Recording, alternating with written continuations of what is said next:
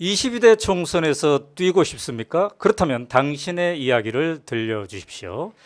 자, 22대 총선을 앞두고 오마이TV가 아주 특별한 기획을 했습니다. 나누구, 나는 누구인가인데요. 대국민 출마 선언 프로젝트입니다. 나누구의 진행을 맡은 저는 오연호입니다. 자, 우리가 나누구를 시작한 지 약 열흘 정도 되었는데요. 많은 출마 예정자들이 나도 출연하고 싶다 이렇게 참여 열기가 아주 뜨겁습니다. 오늘 이 시간에는 이경님과 함께 하도록 하겠습니다.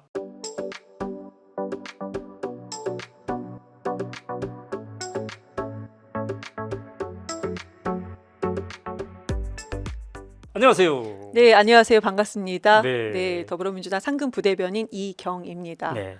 네. 자, 출마하는 지역구는 대전 유성을 유성을의 현역은 이상민 의원이세요. 더불어민주당의 이상민 네, 맞습니다. 의원. 뉴스에 많이 나오신 그분이죠? 특히 종편에 많이 나오시죠? 그렇구나. 네. 네. 자, 이 나누구 룰은요. 네. 총 20분인데 네. 일단 5분 동안 저랑 가벼운 시작 인터뷰를 하고 이제 10분은 통째로 쓰시는 겁니다. 나는 누구인가 설명하시고. 네, 떨려요. 떨려요. 10분 통째로 떨립니다. 그다음에 이제 마무리 5분은 다시 저랑 마무리 인터뷰를 하도록 하겠습니다. 네. 준비되나요? 네, 준비됐습니다. 네, 그래요. 자, 그런데 네. 대전 유성을이에요, 그죠? 저는 네, 서울 맞습니다. 사람인 줄 알았어요. 많이들 그렇게 생각하십니다. 그래요? 네. 대전에서 태어났나요? 태어난 곳은 전라북도 정읍이고요. 오. 그리고 서울에서 유치원에서 음. 중학교 1학년 3개월 중간고사 볼 때까지 살다가 네네네. 그 이후에 중학교 1학년 때 5월부터요. 중학교 1학년 5월부터 지금까지 네. 계속 대전에 살고 있습니다. 그러면 제가 30년이 넘게 대전 사람입니다. 그렇군요. 네, 그리고 지금은 유성 구민입니다. 네, 이제 총선 도전은 이번이 처음이죠. 네, 지역구 도전 처음입니다. 정치 경력은 꽤 많아요, 그죠? 정치에 입문한 지 몇 년 됐어요, 지금? 글쎄요, 저 2017년도부터 됐기 때문에 그렇게 꽤 긴 거는 아닌데 네. 저 같은 경우는 그래도 운이 좀 좋았던 것 같습니다. 그래서 네. 17년도부터 지금까지 네. 계속 언론에 노출될 수 노출은 있는 굉장히 많이 됐어요. 네, 꾸준히 한 해도 쉬지 오마이TV를 않고 포함해서. 오마이TV 가장 큰 많은 힘이 됐습니다. 네. 그렇게 출연하고 싶어서 제가 노크를 많이 했는데 네. 나중에서야 그랬어요? 네, 불러주시더라고요. 네, 그렇군요. 네. 네. 어쨌든 오마이TV에서도 인기가 많으십니다. 자, 그런데 정치에 입문한 것과 총선에 직접 또 지역구에 출마한 거는 또 다를 것 같아요. 그죠? 제가 처음에 정치를 해야겠다, 정치가 필요하겠다라고 네. 생각했던 것은 네. 첫 번째, 이경이 정치인이 되고 싶다, 정치가가 되고 싶다라는 출발이 아니었습니다. 네. 우리 사회에서 진짜 필요한 게 정치구나라는 것을 깨달았던 것이고, 네. 정치라는 것은 국가 시스템을 제대로 바로잡는 것이고 잘못된 것이 있으면은 정치로서 바로잡을 수가 있구나. 그것이 네. 국민이 꼭 편안하게 되는 거다라고 생각했었고요. 네. 본격적으로 제가 이제 정치를 한번 시작해보자라고 음. 생각했던 것은 세월호 이후에 2014년도, 15년도 아하. 이후부터였습니다. 네, 네, 그렇군요. 정치가 답이겠구나. 국민의 평안한 삶, 그리고 모든 네. 전국 국민이 음. 국가로부터 보호받을 수 음. 있는 것은 제대로 된 정치구나라고 생각해서요. 네, 그렇군요. 그 전에 이제 언론사에 네. 있다가 2014년도, 15년도부터 기자 생활도 5, 6년 하셨어요. 그죠? 네, 제가 다른 언론사도 있었는데요. 네. 공개하는 것은 인천일보만 공개를 합니다. 왜 그러냐면은 네. 인천일보 경기본사, 인천본사도 있고 경기본사도 있는데 저는 경기본사를 출입하겠다고 면접 볼 때부터 네. 제가 그때 면접 봤을 때 찢어진 청바지를 입고 아마 여름에 그렇게 면접을 봤어요. 네. 왜 그러냐면 인천일보는 강성노조입니다. 아. 네, 그래서 기자 지금은 약간 이제 건설사로 넘어갔어요. 그때 네. 당시에는 이제 강성노조였었고, 네. 그래서 정말 우리가 기자다운 게 뭔지는 잘 모르겠어요. 그렇지만 제가 느끼기에는 네. 자본에 휘둘리지 않고 제가 기자답게 취재하고 네. 선배 후배 관계도 정말 기자답게 글로써 평가받는 네. 그런 언론사여서 제가 인천일보 언론사는 네, 공개를 하고 있습니다. 그렇군요. 그리고 선생님 자격증도 있다면서요? 네, 영어 교원 자격증이 있는데요. 영어 선생님 자격증? 네, 영어 그럼 교원 오늘 인터뷰 자격증. 영어로 해볼까요? 아까 네, 영어로 한번 할까요? 말씀 주셨는데 저는 괜찮습니다. 아, 그래요? 예, 제가 부담스러워서. 잘하는 건 아닌데요. 자, 그런데 여기 이제 네. 출연자들이 네. 이번에 총선 출마 예정자들이잖아요. 네. 다들 가족 설득하는 게 그렇게 힘들다고 그러더라고요. 자, 가족들의 동의는 받았나요?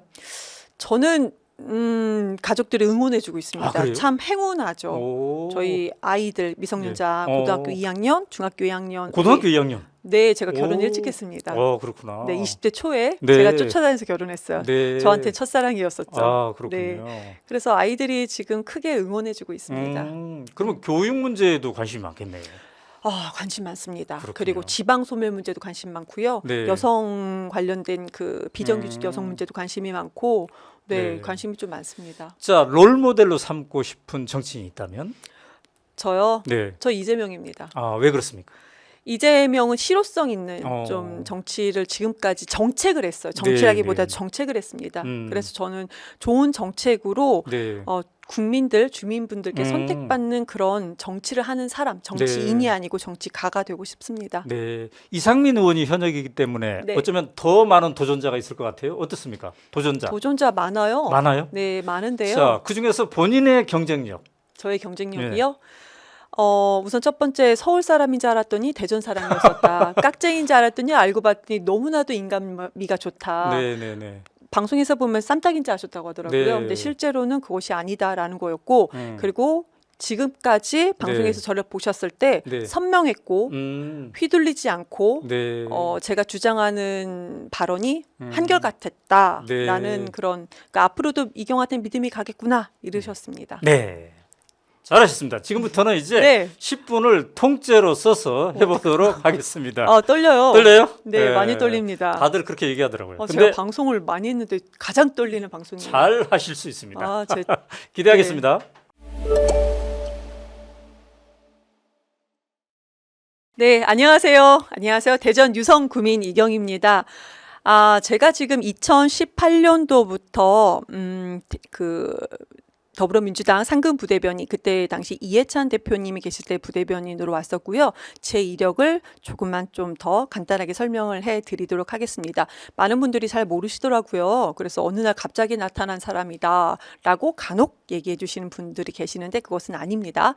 2018년부터 상근 부대변인이었었고 그 전에 17년도에는 대전 시당 공보국장으로 있었습니다.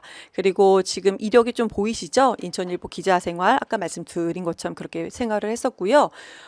정책위 부의장, 홍보소통위원회 부위원장 이렇게 붙자 달린 것은 민주당에서 웬만한 것은 다 직책을 운 좋게 맡아서 활동할 수 있었습니다. 그리고 전국청년위원회 수석대변인, 그리고 대덕대학교에서 겸임교수를 했는데요. 많은 분들이 제가 이제 방송에서 시사 쪽의 프로그램에 참여하다 보니까 시사 쪽인지 아는데 앞서 말씀드린 것처럼 제가 전공했던 영어 회화 수업을 했었습니다. 1년 정도 했고요. 실은 더 계약을 할 수 있었는데 그때가 대선 기간이었습니다. 그래서 이제 대선 기간 때 저는 이재명 대표의 그때 선대위 대변인 그리고 경선 때부터 대변인을 하고 있었거든요. 그래서 바로 청와대에 갈 거라고 생각해서 제가 감히 학교에 저 계약 1년만 하고요. 다음에는 못 하겠습니다. 죄송합니다. 이렇게 얘기를 했습니다. 후회하고 있어요. 그때 하루에 그러니까 8시간 강의를 했었거든요. 네 반을 강의를 해서 그렇게 말씀을 드렸는데 뭐 어떻게 보면 잘한 것 같기도 하고 그렇습니다. 자, 그러면은 다음 페이지 넘겨주시겠습니까? 네. 제가 방송에서 항상 현안에 대해서는 말씀을 드렸지만 이경이라는 사람에 대해서는 말씀드린 적이 많이 없었던 것 같습니다. 저 노처녀 아니고요. 고등학교 2학년, 중학교 2학년 딸이 있고 아들은 고등학교 2학년입니다. 네, 아줌마입니다. 네. 그리고 왼쪽에 보면 이상하게 사진을 하다 보니까 지금 저 사진은 제가 이제 기자 생활했을 때 사진이었습니다. 그러니까 왼쪽에는 왠지 왜 빨간색 옷을 입어가지고 좀 이상하게 나왔죠. 이상하게 나와서 죄송합니다. 네, 그리고 그때 가운데 하단에 보면은 그때 당시 기자 생활을 할 때도 청년 정책, 그러니까 청년의 문제 그리고 장애인의 이동, 교통수단의 문제 이런 얘기를 많이 좀 다루고자 했었습니다. 사회적으로 이제 소외된 계층, 한마디로 이제 약자들을 위한 그런 정책들을 담으려고 했습니다. 왜 그러냐면은 조례로서도 경기도 조례로서도 많은 분들이 혜택 볼 수 있고 기사를 쓰면서 달라지는 점들이 분명히 있었다고 생각을 합니다. 저는 그것도 정치의 하나라고 선출직만 아니고 그것도 정치의 하나라고 생각을 해서 열심히 했었습니다. 그리고 소방복 입은 옷이 있죠. 이것은 이제 기자 시험을 보고 난 다음에 그거 이제 교육받을 때 그런 사진입니다. 실은 제가 저 사진도 그냥 좀 재밌게 보실 수 있을 것 같아서 올렸었고요. 그리고 오른쪽 제 끝에 보시면은 많은 분들이 있고 저기가 국감 현장입니다. 죄송합니다. 또 빨간색 옷을 입었네요. 빨간색의 점처럼 보이는 게 전데요. 제가 저 사진을 왜 가지고 왔냐면 제가 이재명을 앞으로 대통령 후보로서 나는 저 사람을 선택했다라고 생각한 적이 저 국감 현장이었습니다. 저 때가 2014년도인데요. 그때 당시에 이재명 대표는 성남시장이었었던 거고 환풍구, 그냥 판교 환풍구 사건이 있을 때였습니다. 그래서 경기도 국감 때는 기초단체장이 거기에 굳이 나오지 않아도 되는데 전날 이재명 대표가 이제 성남시장으로서 나왔습니다. 그래서 많은 비판을 받고 그랬었는데요. 저 그때 당시에 중앙일보였습니다. 보수 언론이죠. 중앙일보에서 어떤 기사가 나왔냐면 판교 환풍구 사고 가족이 말을 하기를 끝까지 피해자 목소리 들었던 건 이재명뿐이었다라고 얘기를 했습니다. 저 때 당시는 언론사가 경기도의 산하기관에서 이제 승인을 받고 언론사가 주최한 그런 행사였는데요.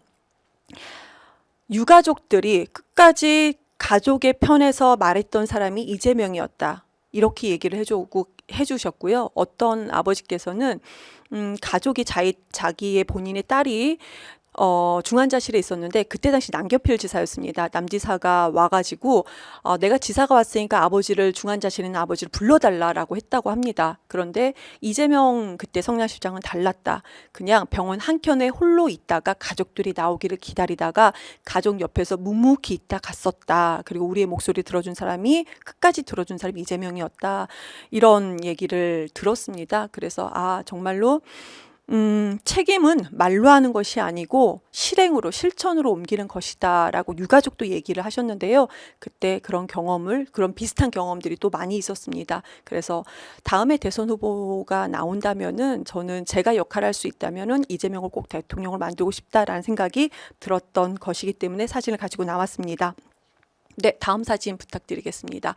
네, 여기는 이제 맨 오른쪽이 그때가 이제 대전시당 공보국장 있을 때 사진인 거고요. 왼쪽에 두 개는 상근부대변인. 저 때 당시가 2018년도 아마 19년도였을 것입니다.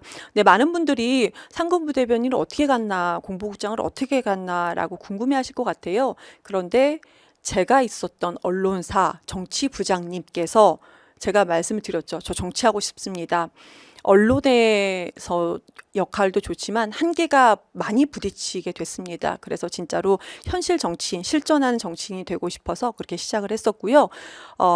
부장님의 어떻게 보면은 소개로 정치를 다시 한번 시작하게 된 것인데요. 그때 시당에 공보국장으로 갔을 때 저는 어떤 마음이 있었냐면 2024년도에 내가 현실 정치, 분명히 지역구에 제가 있는 지역구 유성을이었습니다. 출마하겠다라는 결심으로 호랑이를 잡으려면 호랑이 굴에 들어가야 된다 생각하면서 가게 됐던 것입니다. 네.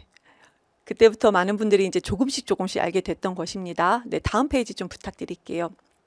네, 이제는 이제 제가 상근부대변인을 또 들어가게 됐어요. 중간에 이제 대변인도 있었고, 이재명 대표의 상근부대를 또 들어가게 됐었는데, 저 사진은 지금 전체적으로 아스팔트에 지금 현재입니다. 2023년도.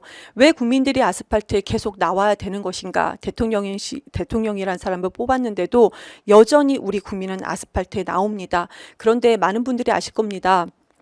아스팔트에 나온 일이 쉬운 일이 아닙니다. 가정살림이 엉망입니다. 내 생활이, 나의 부모를 내가 케어할 수 없고 나의 자식들도 잘 케어가 안 됨에도 불구하고 나라와 국민을 위해서 아스팔트에 다 나오십니다.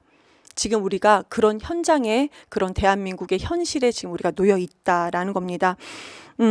바꿔야 된다라는 생각이 듭니다. 그러면은요, 국회에서는 탄핵을 외칠 수가 있습니다. 그럼 우리 국민들은 무엇을 할 것인가? 우리 국민이 현재 지금 하실 수 있는 것은 총선에 투표하는 것입니다. 관심 없는 주변 사람들, 정치 저간여층들을 설득해서 투표하는 것이 정말 우리가 대한민국을 위해서 우리 세대, 다음 세대를 위해서 국민들이 선택하고 실천할 수 있는 하나라고 생각을 합니다. 네, 지금 그런 상황에 놓여 있다라는 말씀을 드리겠습니다. 네, 다음이 마지막이지요. 네. 이제 제가 사진 보시면은 방송하고 다르게 저렇게 지역 다닐 때는요, 그래도 지역에서 열심히 인사 다니는데요, 많은 분들이 서울 사람인지 알기 때문에 저렇게 명찰도 달고 전화번호도 큼지막하게 달고 다닙니다. 지금 어떤 정치를 하고 싶은가? 그럼 대전 유성을은 대덕 연구단지가 있습니다. 지금 R&D 예산도 많은 문제가 있죠. 근데 무엇보다 중요한 것은 대덕 연구단지가 그럼 지역 주민들께 아니면 대전 시민들께 어떻게 큰 도움이 되는 것인가? 거기에 퀘스천 마크가 있습니다. 모릅니다. 그래서 대전에서는 어떻게 생각하냐면은 연구단지를 우리가 자리를 빌려준 것 같다라는 느낌이 듭니다. 그럼 지역 대학생들과 아니면 대기업과 뭔가 연계가 되어 있느냐, 시민을 위해서 무엇이 되어 있느냐라는 어떤 퀘스천 마크가 있습니다. 그런 문제를 좀 해결해야 된다라고 생각을 합니다. 그리고 저는 앞서 말씀드린 것처럼 여성 성별적으로 OECD 국가 중에서 여성이 비정규직 여성이 상당히 많습니다. 임금 격차도 큽니다. 이런 문제도 꾸준히 함께 풀어가고 싶습니다. 지역 현안 문제가 많은데요. 어떻게 시간을 많이 할당을 했네요. 그리고 윤석열 대통령이라는 사람이 탄핵이 돼야 된다라는 것을 국민들과 함께 설득하면서 하나하나 짚어가고 싶습니다. 대통령은 국가를 수호하는 사람입니다. 국민을 위해서 미래를 설계해야 되는 사람입니다. 그러나 그러지 못하고 있습니다. 저렇게 어르신들과 함께 그런 얘기를 나누면요, 어르신들께서도 많이 이해하십니다. 네, 그것이 정치인의 역할이자 지금 도전하는 사람들의 역할이라고 생각합니다. 그 역할 열심히 하고 싶습니다. 그리고 자신이 있습니다. 누구보다도 야무지게 일할 준비가 되어 있습니다. 대전 유성을 이경입니다.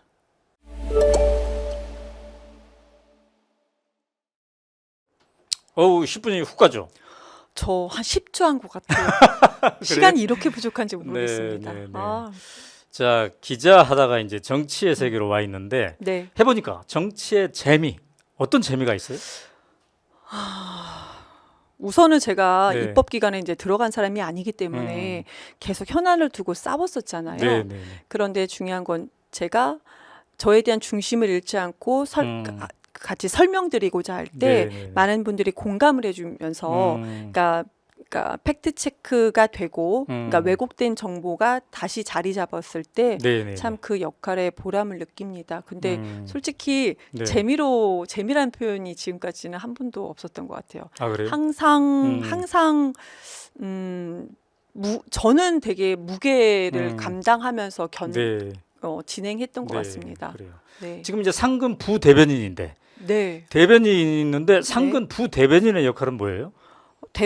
상근 부대변인인 거고요. 그냥 부대변인도 많고요. 상근은 이제 한 지금 3명 정도 그렇게 있습니다. 그래서 좀 더 주요하게 열심히 하고 있는. 논평도 쓰고요. 논평도 당번제로 써요. 논평도 쓰고 그래서 지금은 이제 소통관이죠. 소통관에서 논평에 대한 브리핑도 하고 그런 역할을 하고 있습니다. 지난 대선에도 그래서 열심히 뛰었는데 되돌아보면 좀 대선 전체를 볼 때 좀 아쉬운 게 있다면요? 마지막에 아무래도 대장동이죠. 지금은 대장동에 대해서 많은 분들이 뭐야 이재명이 가져간 게 하나도 없네 라고 생각을 하세요. 오히려 윤석열 대통령하고 연결된 게 훨씬 더 많이 나오고요. 지금 현 국민의힘과 많이 더 연관이 되어 있고 근데 그때 당시 조금 더 우리가 좀 더 설득을 잘할 수 있었으면 어땠을까라는 아쉬움이 됩니다. 그때 공부는 많이 했지만 그걸 설득하는 기간이 좀 촉박하다라고 생각합니다. 지금 지역구에서 현 단계 선거운동은 뭘 하고 있습니까? 많이 만납니다. 저 유성 사람이라고 많이 말씀드리고요. 방법 없습니다. 많이 만나는 거 최선을 다해서 아침에 피켓도 하고요. 새벽에 뭐 등산 가시는 분들 이렇게 찾아뵙고 최근에 또 하고요. 책을 쓰셨다고? 제목이 어떻게 돼요? 좋은 말, 나쁜 말, 이상한 말. 주로 핵심 내용이 뭡니까? 아무래도 이제 제가 대변인 역할을 하다 보니까 대변인 역할을 하면서 견뎠던 그런 것들과 함께 앞으로의 정책 같은 것들 그리고 네. 정치는 말로 하는 싸움이지만 너무 혼탁하지 않게 어떻게 우리가 말로 설명을 네. 잘할 것인가 그런 전반적인 내용 그리고 제가 말씀드리지 않았던 저의 어렸을 때 그런 가정사 이런 얘기도 있습니다. 네. 전체 선거판도 관심 있을 텐데 네. 이번 총선 왜 그렇게 중요합니까? 이번 총선은 우리 총선은 네. 그 다음은 윤석열 대통령을 3년을 우리가 어떻게 기다릴 것인가라는 겁니다. 어떻게 참고 기다립니까? 네. 그러면은 총선 다음에는 네. 그 다음 순서로 가기 위해서는 총선에서 민주당이 승리를 해야지만이 네. 많은 국민께서 원하는 길로 음. 우리가 갈 수 있다라고 생각합니다. 자, 그런 얘기들을 하면은 네. 대전 유성을의 민심 밑바닥은 어떻습니까? 이상민 의원이 계시는 곳이죠. 네. 네. 대전 유성을은 네. 지금까지 지난 대선과 지선에서 네. 승리했던 곳입니다. 민주당 7개 지역구 중에서 네. 대전의 7개 지역구 중에서 유일하게 승리한 곳인데요. 네. 그런 민심을 잘 따라서 우리가 뭐 돼야 되지 않겠습니까? 네. 그래서 저는 이경은 네. 자신 있습니다. 아, 그래요. 이제 15초 남았습니다. 어, 마지막으로 그러니까요. 이렇게 오마이TV에 자주 나왔지만 네. 자, 네, 안녕하세요. 자주 뵙는데요. 그리고 정책 얘기를 많이 못했습니다. 많이 잘 꼼꼼하게 준비됐는데 다음에 기회가 된다면 정책 얘기도 꼭 드리고 싶습니다. 그리고 저는 대전 유성 사람입니다. 서울 사람이 아닙니다. 노처녀가 아니고요. 애기 엄마입니다. 네. 아유, 잘하셨습니다. 몰라, 자, 진짜. 20분이 다 이렇게 갔습니다. 짧아, 진짜. 네. 자, 해보니까 어떻습니까? 너무 짧아요. 너무 짧아요. 예. 네. 다음 출연자들은 뭘 준비하면 좋을 것 같아요? 다음 이게, 출연자요? 예, 잘 하려면 뭘 준비하면 더 좋을 것 같아요? 저는 짧은데 재미는 좀 있었던 것 네, 같아요. 네, 네. 너무 정치 얘기만 하면 네. 제가 다 봤더니 2.0배속으로 했거든요. 네. 그래도 좀 자연스럽게 재미있으면서 정책도 잘 얘기를 했으면 그래요. 좋겠다. 근데 네. 좀 생각보다 저는 편집을 잘 많이 해주실 줄 알았어요. 네, 편집 안 합니다. 편집 안 하시네요. 네, 그대로 갑니다. 그러니까요.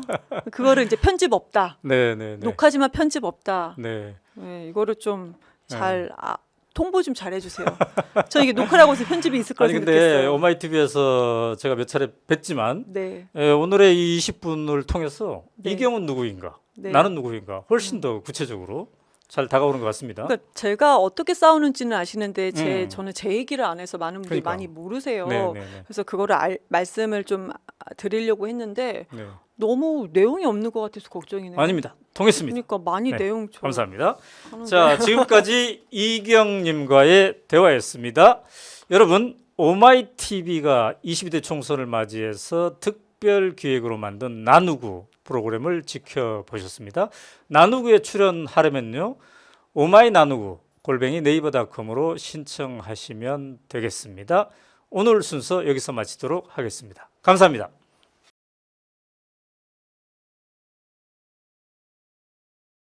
(22대) 총선에서 뛰고 싶습니까? 그렇다면 당신의 이야기를 들려주십시오.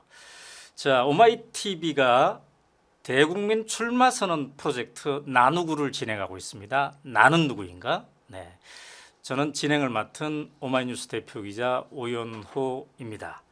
자, 오늘 시간에는요, 더불어민주당의 최재관님을 모셨습니다.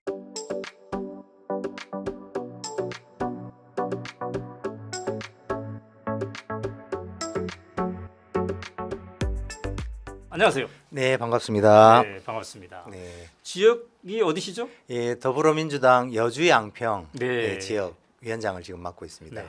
이 나누구 프로그램 좀 네. 지켜봤습니까? 네, 몇 분들 나오시는 거 봤는데 아주들 잘하셔서 많이 긴장이 됩니다. 준비 좀 많이 했나요? 예, 열심히 준비했습니다. 예, 뭐 긴장하지 마시고 네. 그냥 이야기하듯이 네. 이렇게 하시면 되겠습니다. 자, 그러면 지금부터 5분 사전 인터뷰를 시작을 해보도록 하겠습니다. 자, 이 여주 양평의 네. 이제 지역위원장이신데 오마이TV에서 제가 많이 봤어요. 네, 지금 양평에 네. 그 우리 최은순 일가 네. 여러 가지 비리와 관련해서 자주 네. 기자회견이 있어서 그렇죠. 네, 많이 나오게 됐습니다. 서울 양평 고속도로 네. 종점 변경과 관련한 네. 여러 가지 의혹이 네. 있는데 네. 거기서 상당히 앞장서서 활동하고 계시죠? 네, 원래 지역이 양평이다 보니까 네. 이 사건을 뭐 초기부터 알게 됐고 네. 또 이건 대통령 권력형 비리 게이트인 만큼 음. 집중적으로 저희들이 네. 조사하고 투쟁할 수밖에 아하. 없었습니다. 뭐 거의 매주 기자회견에 등장하시는 것 같던데 하루 일과의 몇 퍼센트 정도를 지금 그 의혹 해소하는데 투자하고 있습니다. 거의 뭐 한 90% 이상을 아, 그래요? 예, 왜냐하면은 네. 이 문제가 사실은 네. 그 저희 지역만의 문제가 아니고 네. 우리 크게는 국정농단으로도 이어지는 그래요. 그런 사안이라고 생각해서 열심히 하고 있습니다. 자, 여주 양평 지역인데 지금 현역 의원은 공석입니다. 예, 김성교 국회의원이 네. 지난 총선에서 저와 맞붙어서 이제 네. 국회의원이 됐는데 음. 당선 무효형을 받았습니다. 그렇죠. 예, 당선 무효형을 받아서 지금은 의원직을 상실하고 선거법 예, 위반. 공석으로 있습니다. 네. 자, 그러면 이제 여주 양평에서 두 번째 도전인 셈이네요. 네, 그렇습니다. 첫 번째 때는 몇 퍼센트 정도 얻었습니까? 예, 첫 번째는 40% 정도 얻었습니다. 지금 분위기는 어떤가요? 지금은 백중세거나 네. 아니면 저희들이 해볼 만한 그런 선거구로 바뀌어 있습니다. 그렇군요. 예, 여주 양평, 특히 양평 고속도로 문제에 대해서 네. 사람들이 네. 많이 이제 문제 제기를 하고 있고 또 한편으로는 그 김성교 의원이 선거법 위반으로 해서 의원직을 상실한 상태이기 때문에 네. 그것에 대한 어떤 주민들의 분노 음. 예, 그런 것들이 있어서 네. 충분히 해볼 만한 지역구로 바뀌었습니다. 그런데 그 지역이 이제 전통적으로는 민주당에게 좀 불리한 곳이죠. 예, 거의 경기도의 대구라고 할 정도로 경기도의 대구. 예, 아주 아. 어려운 농촌 위주의 지역이었는데 네. 최근에 이제 외부 인구들도 많이 들어오고 음. 또 아파트들이 많이 들어서면서 네. 지역 민심이 많이 바뀌어서 이제 해볼 만한 지역으로 되고 있습니다. 자, 태어난 곳은 어디입니까? 예, 저는 경남 울산에서 어. 예, 고등학교 졸업하고 네. 이제 대학교를 서울로 와서 네. 농대에 들어가면서 이제 서울로 오게 됐고 네. 바로 이제 여주로 대학 졸업하고 귀농해서 음. 농사를 지으면서 쭉 여주에서 지내고 그래요. 있습니다. 근데 뭐 이 고속도로 의혹건과 관련해서 여러 차례 TV와 오마이TV에도 나왔기 때문에 네. 마치 전국구적인 인지도를 갖고 있을 듯한데 네. 나는 왜 정치를 하려고 하는가? 처음에 네, 정치를 해야 되겠다고 작심한 때는 네. 언제입니까? 저는 농업과 농촌을 위해서 음. 그 귀농을 했고 한 네. 생을 아. 농민 농촌 정책을 하면서 살았고 네. 또 농사도 지으면서 왔었는데 네. 결국은 정치가 아니고서는 우리 음. 농업 문제나 농촌 문제, 지역 문제를 해결할 수 없다라는 결론에 아하. 도달했습니다. 그래요. 그래서 부족하지만 또 제가 이제 정치에 잘 맞지 않은 그런 스타일임에도 불구하고 네. 이 부분은 사명감을 가지고 반드시 해야 되는 부분으로 이해하고 잘 뛰어들었습니다. 맞지 않다고 표현하는데 어떤 점에서 그래요? 네, 좀 내성적이기도 하고 그 뭐 누구 앞에 나서서 하는 것을 꺼리는 성격인데 이 정치를 하면서 스스로를 바꿔 나가고 또 제가 반드시 이루고자 하는 네. 농업 농촌 정책의 변화를 위해서 음. 자신의 변화 또한 만들고 있습니다. 그래요. 정치를 하겠다고 작정하면서 네. 이분을 내가 따라서 배워봐야 되겠다 하는 그 네. 롤모델 같은 분이 네. 있다면요? 저는 저 김현권 어. 옛날 경북에 네. 어렵게 소 키우고 농사 지으면서 네. 예, 그 험지에서도 계속 도전하고 음. 우리 민주 발전을 위해서 농촌 발전을 하시는 선배님하고 네. 아주 가까운 사이고 함께 이제 의논하면서 우리 농촌의 미래에 대해서 그래요? 함께 뜻을 나누고 있습니다. 그렇군요. 네. 그분도 도전하는 예, 거죠? 도전해서 지난번에 구미을에서 네. 한번 떨어지고 네. 아마 지금 또 도전하고 계십니다. 그분도 나누기에 좀 출연하라고 하시죠. 예, 나오시도록 네. 하면 지금 좋겠습니다. 슬로건은 정했습니까? 네, 뭐 아직 슬로건을 정하지 못했는데 네. 지역의 꿈과 희망을 만드는 정치인이 되고 음. 싶습니다. 그래요. 이제 무엇보다 고속도로 의혹건과 관련해서 네. 많은 얘기를 해오셨는데 이 사안이 왜 그토록 중요합니까? 네, 지금 그 고속도로가 종점이 최초 변경된 게 대통령 바뀌고 인수위에서 그 계약을 체결한 단 5일 만에 음. 변경된 것으로 드러났습니다. 네. 이것은 국정농단이라는 명확한 증거가 되고 네. 지난 5개월 동안 국토부와 원희룡이 했던 모든 것이 거짓말로 드러나는 예, 그런 상황이기 때문에 그래요. 예, 저는 이제 거의 진상이 거의 다 밝혀졌다. 네, 네. 자, 이렇게 사전 인터뷰를 해봤고요. 네. 이제 지금부터는 10분 동안 네. 최 작가님이 전체를 다 쓰시면서 네. 자유롭게 나는 누구인가에 대해서 네. 말씀하시면 되겠습니다. 네. 자, 긴장 푸시고 네. 파이팅입니다. 네.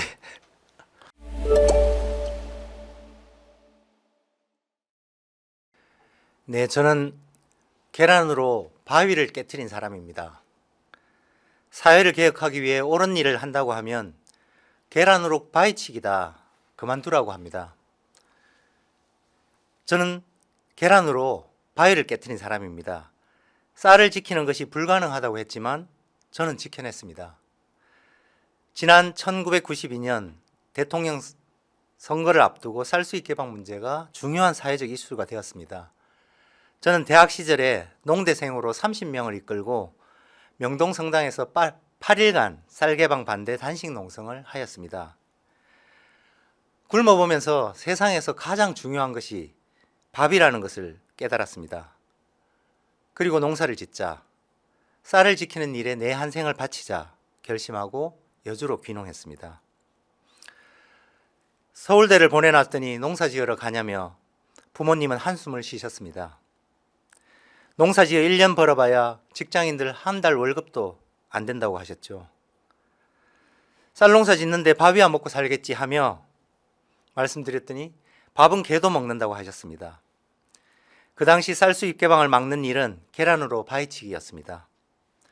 하지만 그러나 30년 세월이 지난 지금 결국 쌀을 지켜내고 기후위기로 세계적인 쌀값 폭등으로 수시로 식량 가격이 폭등을 경험하고 있습니다. 그러나 오히려 쌀 가격은 떨어지고 있습니다. 왜 그럴까요? 바로 우리 농민들이 쌀을 지켜냈기 때문에 그렇습니다. 지난 30년 동안 농민들의 치열한 투쟁으로 쌀을 개방했으나 513%의 높은 관세로 사실상 의무 도입량 외에는 수입 개방을 막아냄으로써 우리 쌀을 지켜냈습니다. 계란으로 바위치기라고 했던 일을 해냈습니다. 네, 다음. 저는 발상의 전환으로 막힌 길을 뚫는 사람입니다. 쌀 개방을 막을 수 있을까? 2002년 대통령 선거에 쌀 개방 반대 공약을 만들기 위해 전국 300만 농민의 10%인 30만 농민을 여의도로 모으는 계획을 세워봤습니다. 거의 불가능한 일이었지만 발상을 바꾸어서 데모를 갈 것이 아니라 관광을 가자. 마을마다 버스 한 대씩 관광도 가는데 우리 목숨 같은 우리 쌀을 지키는 길에 버스 한 대씩 여의도로 못 가겠냐. 전체 마을 주민들이 여의도로 가는 계획을 세우고 1년 동안 했습니다. 그래서 보통 서울대회에 저희 여주에서 버스 2대가 가는데 이번만큼은 102대의 버스가 가도록 만들었습니다. 마침내 전국에서 13만의 농민이 여의도로 집결하는 사상 초유의 일을 계획하고 실행해서 만든 사람입니다. 그리고 저는 경기도 최초로 친환경 학교급식을 시작했습니다. 모든 상품이 생산자가 가격을 정하는데 우리 농산물만큼은 생산자가 가격을 정하지 못합니다. 가락동 시장에서 경매로 가격을 결정해주면 결정해주는 대로 받을 수밖에 없습니다. 저는 발상을 전환해서 생산자가 가격을 정할 수 없을까? 그것이 바로 친환경 학교급식입니다. 학생 수에 따라서 가격과 생산량이 1년 전에 미리 결정이 됩니다. 그래서 농민들의 소득을 보장하는 체계를 만들었습니다. 게다가 친환경으로 생산되니 아이들에게 건강을, 농민에게 희망을 주는 체계를 만들었습니다. 그리고 전국으로 확대시켰습니다. 다음. 저는 집요하게 문제 해결에 집중하는 사람입니다. 문재인 대통령의 부름을 받아서 청와대 농업비서관으로 들어갔습니다. 대통령과 식사를 하는 첫 자리에서 군대급식을 제안드렸습니다. 학교급식처럼 군인들도 국내산 농산물을 계약 재배하는 시스템을 만들자는 것입니다. 학교급식의 장점을 이야기했고 대통령도 해보라고 하셔서 군대급식도 국내산으로 전환하는 계기를 만들었습니다. 그리고 정부 공공기관도 다 국내산으로 만들도록 시스템을 바꾸었습니다. 그리고 농산물의 가장 큰 문제점인 만성적인 가격 폭락을 막을 방법이 없을까 고민했습니다. 농민들은 올해 폭락하면 내년에 안 심습니다. 내년에 안 심으면 다시 그 농산물이 폭등하고, 폭등하면 또 너도 나도 심습니다. 그러면 다시 폭락하고, 이것을 되풀이합니다.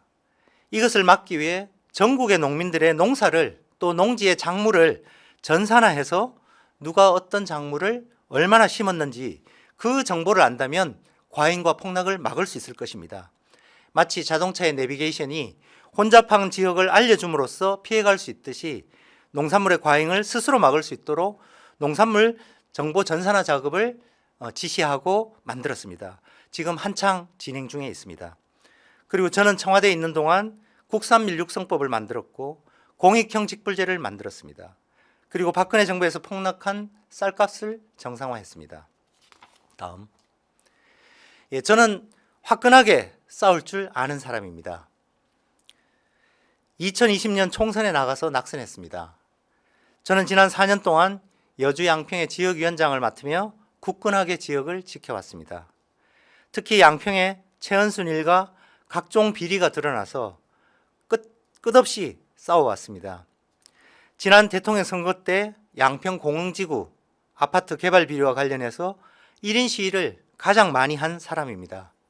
그리고 지금은 서울 양평 고속도로 대통령 처가 비리 중심에 서 있습니다.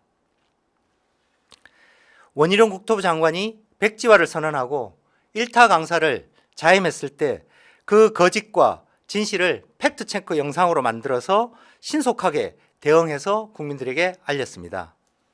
그리고 매일 거의 매주 1회 정도 기자회견을 이어가고 있습니다.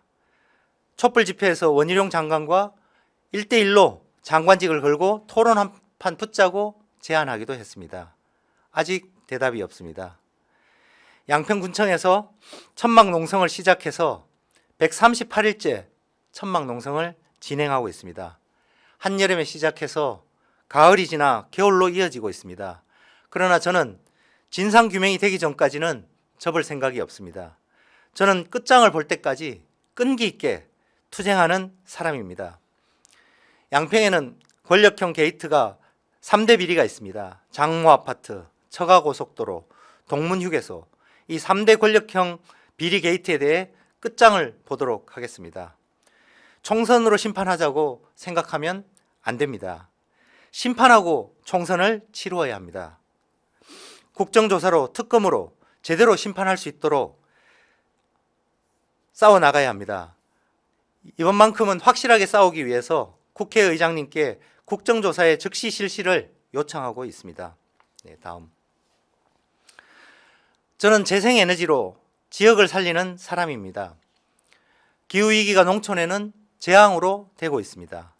냉해와 폭우와 잦은 비로 모든 농사가 어렵습니다. 농산물 수확이 줄고 인건비가 올라가서 농사를 지을 수 없을 정도로 심각한 피해가 오고 있습니다. 기후위기에 대처하기 위해서는 석유와 석탄의 사용을 줄이고 재생에너지로 바꿔가야 하는데 농촌이 전체 재생에너지 생산의 89%를 담당하고 있습니다. 그러나 농촌 주민들이 가장 싫어하는 것이 태양광입니다. 그래서 이격거리를 만들어 사실상 태양광을 할 수 있는 곳이 거의 없어졌습니다. 이 위기를 극복하기 위해서 저는 마을 공동체 태양광 모델을 만들어 산자부를 설득했습니다. 그리고 국회 탄소중립위원회 활동을 하면서 마을에 둘의 태양광이라는 모델을 만들었습니다. 그리고 지난 2년 6개월의 시간이 지나 마침내 결실을 보고 있습니다.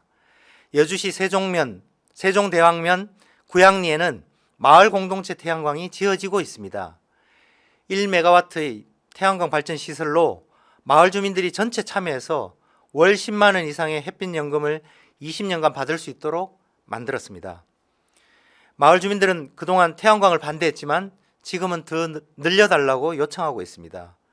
앞으로 영농형 태양광으로 논에서 쌀과 에너지를 함께 생산해서 산업의 쌀인 반도체 공장에서 재생에너지를 공급할 수 있도록 만들겠습니다.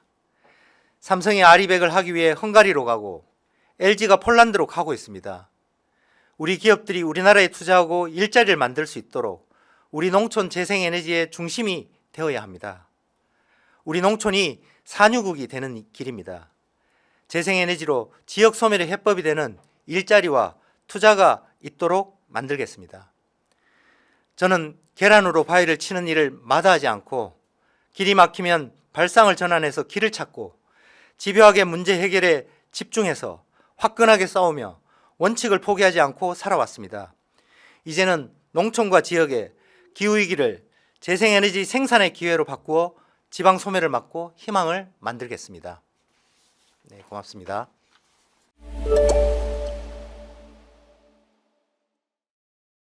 네, 잘하셨습니다. 네, 고맙습니다. 자, 여주 양평에 예. 민주당의 또 경쟁자들도 많겠네요. 네, 지금 전임 양평 군수님이 나오실지 안 나오실지 조금 봐야 되고 네. 예, 뭐 나오시게 되면 아마 경선을 해야 되지 않을까 싶습니다. 아, 그래요. 네, 아까 들어보니까 농촌 사랑에 대한 마음이 네. 가득합니다. 네, 이제 청와대 농어민 비서관도 하시고 네. 그랬는데, 근데 지금 농촌 소멸, 지역 소멸이 네. 계속 진행 중에 있어요. 네. 뭐가 제일 필요합니까? 농촌 소멸의 핵심은 네. 일자리입니다. 아, 결국은 일자리가 만들어지지 않으면 네.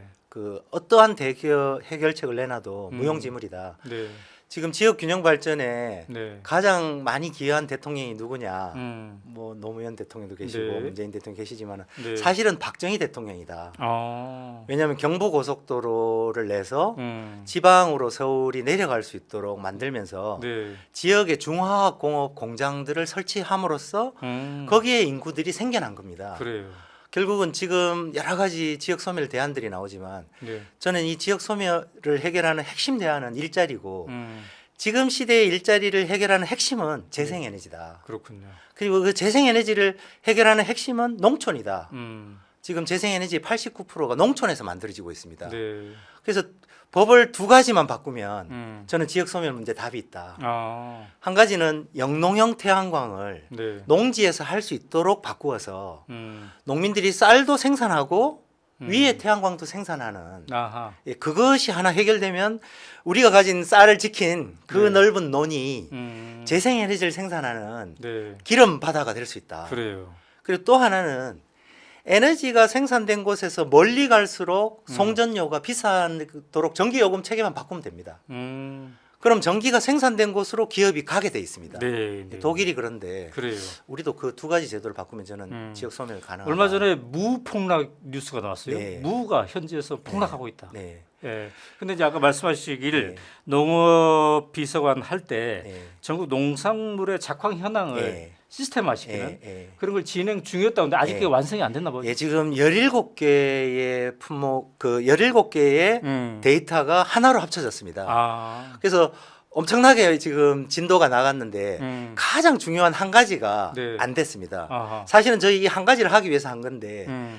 농지에 누가 뭐를 심었느냐. 네. 이게 제일 중요한 정보고 음. 이것만 한다면은 정말 내비게이션처럼 그렇군요. 갈 수 있는데 이게 왜 안 되냐면은 부재지주와 아. 그 직불금 수령과 음. 농지의 부당한 저 소유 네. 예, 그 사회적 정치적 문제가 있기 때문에 네. 농식품부가 이걸 감히 정보하지 못하고 있습니다. 이거는 그래요. 정치로 결단을 내려서 해야 될 문제입니다. 자, 아까 이제 발상의 전환을 강조했어요. 예. 이 발상의 전환을 예. 농업 분야뿐만 아니라 예. 정치 영역에서 구현한다면 제일 시급한 게 뭔가요? 네, 저는 그동안 이제 여러 문제가 어떤 게 제일 문제가 봤더니 결국 정치가 제일 문제더라고요. 정치가 개혁되지 않으면 사회가 개혁되지 않는데 네. 그야말로 선거제도가 음. 저 같은 경우는 좀 연동형으로 바꾸어서 그동안 이제 네. 바꿔왔던 지금 여러 가지 문제가 있고 이해득실 관계가 있지만 네, 네, 네. 결국은 이 양당 구조의 네. 그 승자 독식 구조를 깨지 않은 한 이 음. 발전적인 정치는 있을 수 없고 네. 이 사회계획 또한 지체될 거다 음. 그런 생각을 하고 있습니다. 그래요. 서울 양평 고속도로 의혹권과 관련해서 네. 누구보다도 이제 앞장서서 해왔습니다. 네. 아까 국감, 특검 언급하셨는데 네. 전망은요? 지금 95% 정도의 음. 진실이 드러났습니다. 아. 예. 이제는 대통령 인수위 네. 되고 바로 5일 만에 됐다라는 음. 그 진실이 드러났기 때문에 네. 국정조사를 통해서 누가 최초의 변경을 지시했는가? 예, 그 부분에 대해서 국토부가 네. 용역사에게 이제 지시했는데 음. 국토부 누가 지시했는가를 용역사에게 물어봤더니 네. 기억이 나지 않는다고 합니다. 아, 그래요. 그 기억이 나게 만드는 것. 음. 그리고 서울 양평 고속도로의 장내 노선축이 네. 춘천하고 연결되는 걸 국토부가 삭제를 지시했습니다. 음. 그 삭제를 담당 사무관이 지시했다는 게 네. 이 있을 수 없는 일이기 때문에 네. 자, 22대 국회 네. 최재관 같은 사람이 네. 반드시 필요하다. 예. 왜냐하면 예. 우리 시대에 가장 지금 중요한 것이 음. 지역 균형 발전, 음. 인구 소멸입니다. 네. 저는 그 열쇠를 농촌이 쥐고 있고 농촌의 재생 에너지가 네. 그 기후 위기를 대처하면서 아하. 우리 농촌의 재생을 확보하고 지역 균형 발전의 열쇠가 된다. 그 중요한 사실을 발견했는데 들어간다면 네. 그것을 반드시 해결하겠습니다. 네. 감사합니다. 네, 잘하셨습니다. 네, 고맙습니다.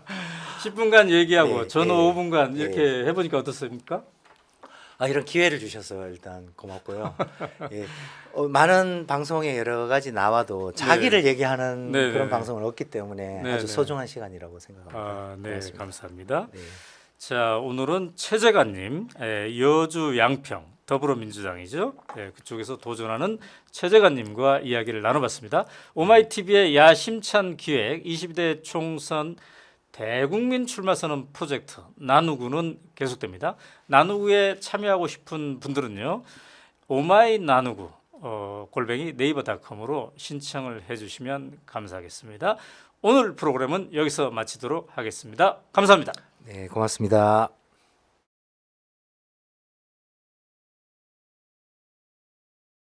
(22대) 총선에 뛰고 싶습니까? 그렇다면 당신의 이야기를 들려주십시오. 자, 오마이TV가 22대 총선을 앞두고요, 아주 특별한 기획 대국민 출마 선언 프로젝트를 마련해서 지금 진행하고 있습니다. 저는 진행을 맡은 오마이뉴스의 오연호 대표 기자입니다. 우리가 지금 한 열흘 정도 지났는데요, 시작한 지 문의가 많이 들어오고 있습니다. 어떻게 하면 출연할 수 있느냐, 이런 문의가 많이 들어오고 있는데요. 나누구는 당적이나 나이나 성별 그리고 정치 경력 그 아무것도 따지지 않고 모든 분들에게 열려 있다는 점 다시 한번 말씀드립니다. 자, 오늘은 더불어민주당의 김성진 님을 모셨습니다.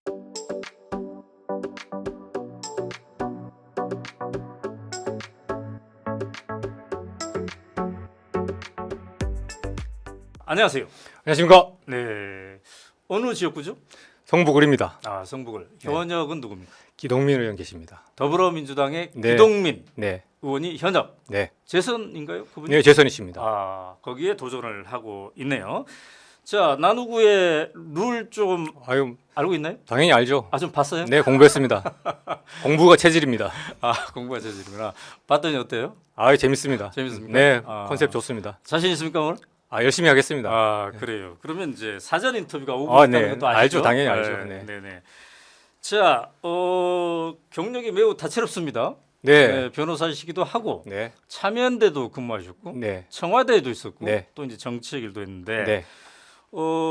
언제부터 내가 정치 한번 해볼까 이 생각이십니까?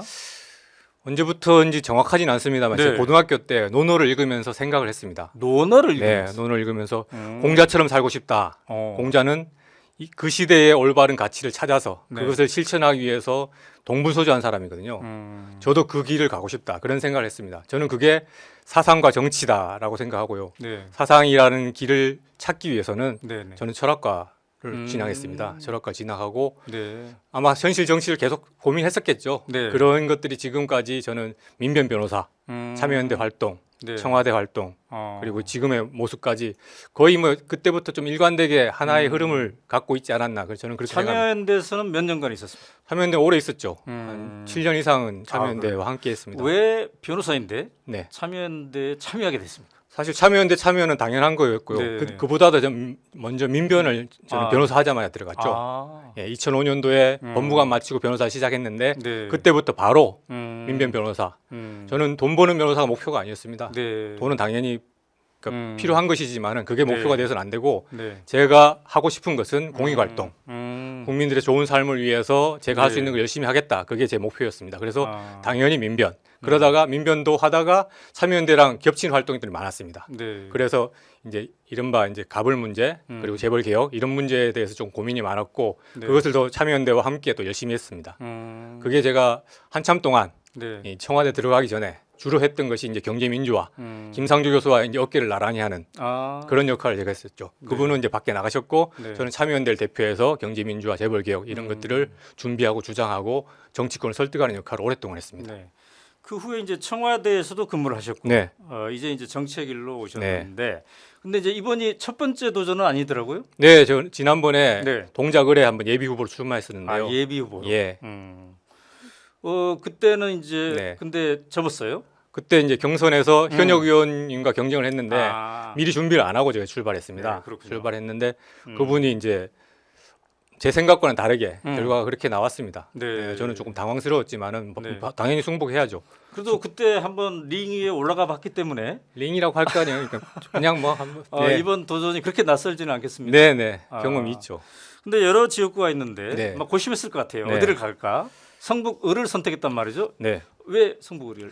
성북을은 네. 민주당 지역구 중에 음. 아주 핵심이 되는 지역구입니다. 아. 강북에서 또 꼭 지켜야 되는 지역구고 네. 반드시 우리가 지켜야 되는 지역구. 인연이 좀 있나요? 인연이 있죠. 어떤 인연? 성북구에서 사회적 경제를 챙기는 활동들이 많았는데요. 네. 제가 사회적 경제를 챙기면서 이제 공정무역위원회라는 위원회에서 한 4년 정도 활동을 했고요. 네. 동행활성화위원회라는 위원회에서도 또 활동을 했습니다. 그래서 음. 사회적 경제 주체들과 깊이 소통하여 아하.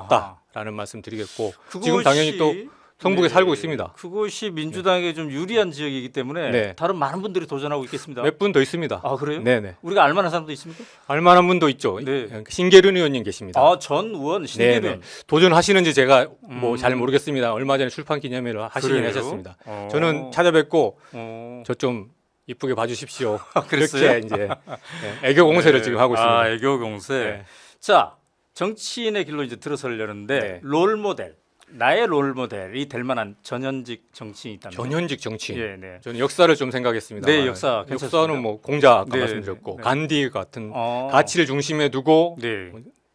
나라 움직이려고 했던 음. 분들. 네. 그리고 지금 정치인들 중에 저는 그러니까 우리 돌아가셨지만 노무현 대통령 어. 세 분 대통령 중에 우리 음흠. 쪽 대통령 세 분 중에는 네. 노무현 대통령이 가장 좀 가깝게 느껴지죠. 그래요. 뭐 다들 좋으신 분이고 배우고 네. 제가 어떻게든 넘을 수 없는 이제 앙짐이고 그런 네. 분들인데 저는 이제 노무현 대통령님께서 친근하시고 그렇군요. 소탈하시고 자, 그리고 지금은 또 이제 이재명 지도부인데 네. 이재명 대표와 인연이라면요? 이재명 대표와는 민변과 함께 하니 아. 민변과 같은 이제 고민을 했던 측면이 있고 네. 제가 이제 사회적 경제를 챙기면서 음. 강의를 이제 시리즈 강의를 주관한 적이 있었는데요. 네네. 그 시리즈 강의로 지방자치단체 중에 가장 잘 사회적 경제를 실천하고 있는 지방자치단체장으로 이재명 대표님께 연락드려서 그때 시장이셨죠. 성남시장 아. 시절에 그래요. 모셔가지고 강의를 들었습니다. 강의를 주관을 했죠. 어. 그때 기억이 선연한데 음.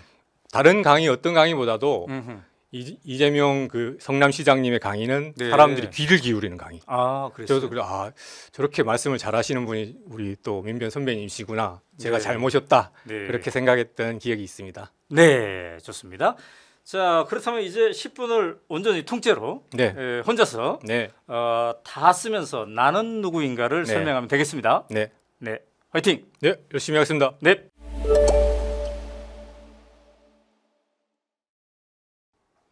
안녕하십니까. 정치검사와 싸우는 성북의 민생 변호사 김성진 변호사 인사드리겠습니다. 원래 저는 민생 전문 변호사였습니다. 하지만 지금 윤석열 검찰 독재 해체가 너무나도 중요한 상황이라서 싸우지 않을 수 없게 되었습니다.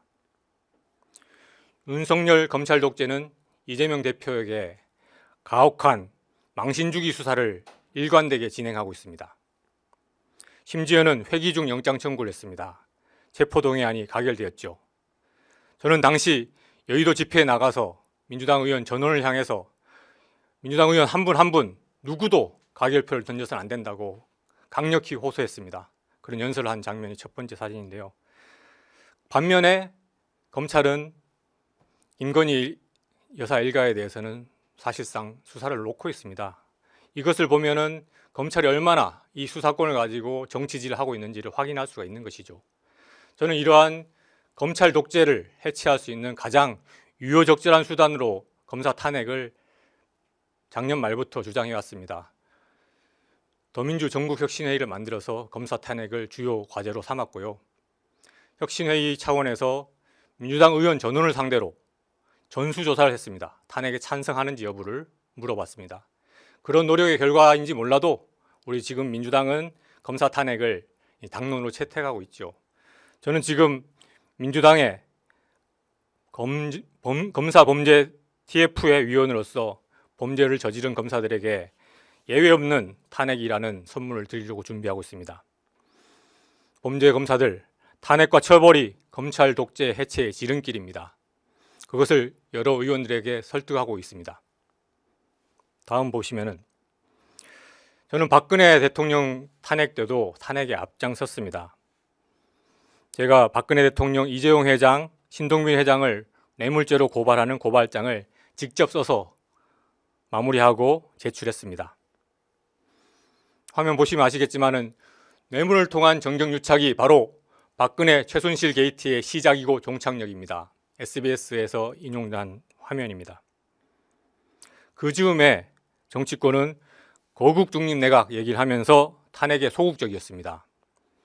저는 문재인 그때 대통령 후보를 만난 자리에서 이렇게 말씀드렸습니다. 이미 국민들은 박근혜 대통령을 대통령으로 인정하지 않고 있습니다. 거국 중립 내각이라는 것은 대통령이 새롭게 내각을 구성한다는 것인데 그것은 국민의 상식과도 맞지 않습니다. 국민은 거국 중립 내각이 아니라 박근혜 대통령의 탄핵을 요구하고 있습니다. 정치권도 그 목소리를 받아 안으셔야 됩니다. 라고 간곡하게 그리고 강력하게 설득 말씀을 올렸습니다. 그 결과인지도 저도 알 수 없습니다만은 민주당도 며칠 후에는 탄핵 대열에 동참하게 되었죠. 저는 문재인 정부 출범 이후 초대 사회혁신 비서관으로 일하면서 행정부에서 역량을 펼칠 기회를 가졌습니다. 들어가서 보니 비서실 비서관 중에는 가장 어린 비서관이었습니다. 다음 보시면 제가 민생 변호사라는 것을 확인할 수 있는 화면입니다. 저는 변호사 시작하자마자 사회권적 기본권에 관심을 가지고 민변에 새롭게 민생경제위원회라는 위원회를 만들었습니다. 그리고 민생 관련 소송으로 주로 기억나는 것이 외환은행 주주대표 소송인데요. 외환은행을 가지고 목티한 론스타라는 산업자본을 대상으로 3조 4천억 원이라는 돈은 내놔야 된다는 소송을 제기한 것입니다. 여러 가지 우여곡절이 있었습니다만은 최종적으로는 이중대표 소송이라는 법안만 통과되면 우리가 승소할 수 있는 상황이었습니다. 그래서 대법원에서 저는 대법원에 법안이 통과될 때까지 선고를 기다려달라고 요청을 했습니다만 대법원의 서두른 선고 때문에 국부 회수의 기회가 날아가 버렸습니다. 안타깝습니다. 오른쪽 첫 번째 사진은 대기업의 문어발식 사업 영역 확장 문제를 해결하는 사건입니다. 중소기업 적하업종 제가 법제화를 추진했습니다. 하지만은 새누리당이 말도 안 되는 이유로 반대를 했고 그것이 오랫동안 시간을 끌었습니다. 하지만은 제가 청와대에 있을 때 소상공인 생계형 소상공인 적하업종 특별법이라는 형태로 통과가 되었습니다. 왼쪽 아래는 가맹사업법인데요. 다들 기억하시겠습니다만은 남양유업 사태 그리고 편의점주 자살에 연쇄된 사건 그런 것들을 해결하기 위해서 가맹사업법 개정안을 준비했고 그것이 국회를 통과했습니다. 그리고 저는 문재인 대통령님께서 발의하신 사회적 가치법도 조력을 했습니다. 사회적 가치법은 공공기관이 사회적 가치 실현을 위해서 더 열심히 활동할 수 있도록 기본되는 법안을 만든 것입니다. 그 법안의 변호사로서의 조력을 함께 했습니다. 마지막 가운데 사진인데요. 이재명 대표님과 일산대교 무료화 문제를 해결하는 데 함께 했습니다. 많은 분이 아시다시피 일산대교는 한강 다리 중에 유일하게 돈을 내는 다리입니다. 그래서 김포 고향 파주 사람들은 도대체 우리가 봉이냐 이러면서 원성이 자자한 다리였죠. 그 문제를 해결하기 위해서 이재명 대표님은 일산대교 무료화 전문가 TF를 만드셨습니다. 제가 공동단장으로 임명이 됐고요. 공부를 하고 내린 결론은 답이 있다는 것입니다.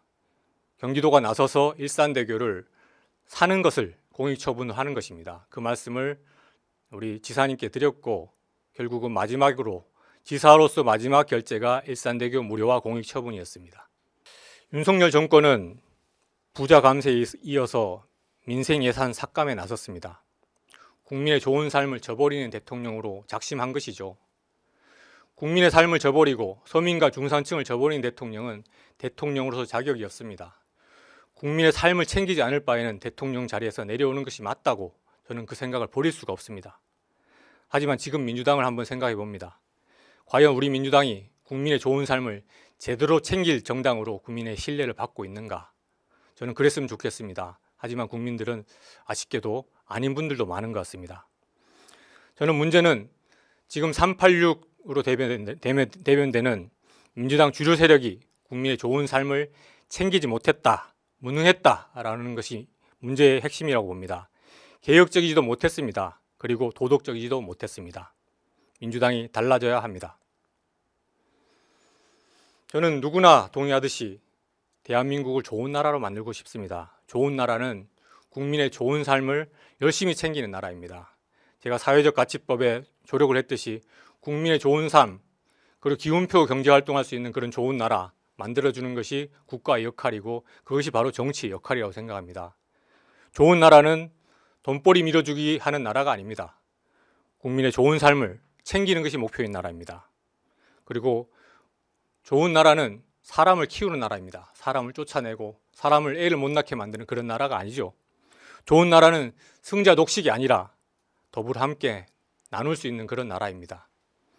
그런 나라를 만들 수 있는 정치 세력, 저는 우리 민주당 말고는 없다고 생각합니다. 그렇게 해서 정말 서민과 중산층의 삶을 챙길 수 있는 정당, 우리 민주당이 유일한 대안인데 그 집권이 과연 낙관적일까요? 저는 그렇지 않다고 봅니다. 우리 민주당이 국민의 삶을 돌보기 위해서는 정권을 가져와야 되는데 그 정권을 가져오기 위해서는 이번 총선 승리가 너무나도 중요합니다. 이번 총선 승리의 답은 정해져 있습니다. 국민들은 누가 혁신을 잘하느냐, 물갈이를 많이 하느냐, 여기에 대해서 선택의 기준을 갖고 있다고 생각합니다. 그래서 저는 계속해서 민주당 의원 50% 이상은 물갈이가 되어야 된다는 주장을 혁신회의를 통해서 제기하고 있었습니다. 또한 민주당 다선 의원들, 적어도 3선 의원들은 많은 분들이 불출마하거나 적어도 결과적으로 39명 중에 30명은 교체가 될 수 있도록 그런 제도적인 정비가 필요하다는 말씀을 드리고 있습니다. 공천제도 혁신이 중요합니다. 현역 의원에게 일방적으로 기울어진 공천제도 바꿔야지 새로운 인물들이 정치에 진입하고 물갈이가 가능할 수 있다는 겁니다. 저는 그래서 혁신회의를 통해서 다음 장입니다. 혁신회의를 통해서 이 공천제도 혁신에 대해서 목소리를 내고 현역 의원 물갈이 가능하도록 제도화가 필요하다는 말씀을 계속해서 해왔습니다. 제가 주장하는 물갈이는 단순히 현역 의원 숫자만의 물갈이가 아닙니다. 주류 세력의 교체를 주장하는 것입니다. 젊고 도덕적이고 능력 있고 새롭게 시작하는 정치 세력들에게 힘을 실어줘야 되는 겁니다. 새로운 인물들이 세력을 이루어 국회로 들어가야 합니다. 저는 그분들과 함께 이재명 대통령 만들겠습니다. 그분들이 새로운 신주류가 돼서 이재명 대표를 중심으로 대한민국을 국민의 좋은 삶을 챙기는 좋은 나라로 만들 것을 저는 정치적 목표로 삼고 있습니다. 이재명 시대를 열어갈 새로운 기수, 저 김성진 열심히 하겠습니다. 응원 부탁드립니다. 감사합니다.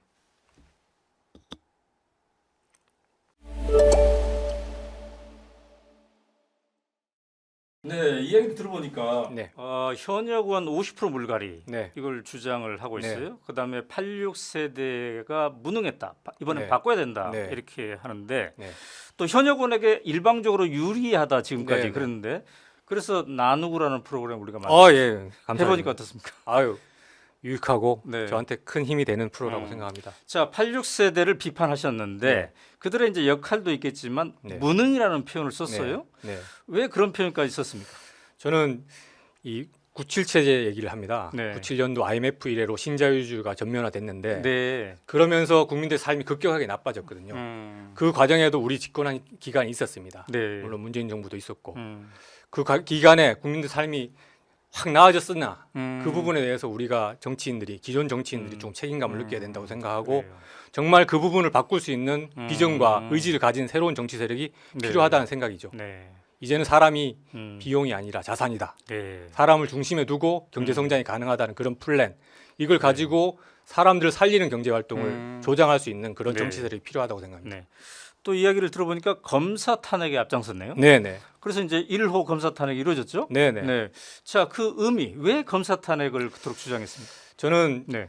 아까도 말씀드렸지만은 이 검찰 독재, 네. 이 윤석열 검찰 독재를 해체할 수 있는 유효적절한 수단이 검사 탄핵이다. 왜냐? 네. 네. 검사 탄핵이 된다고 하면은 승진에 목맬 이유가 없습니다.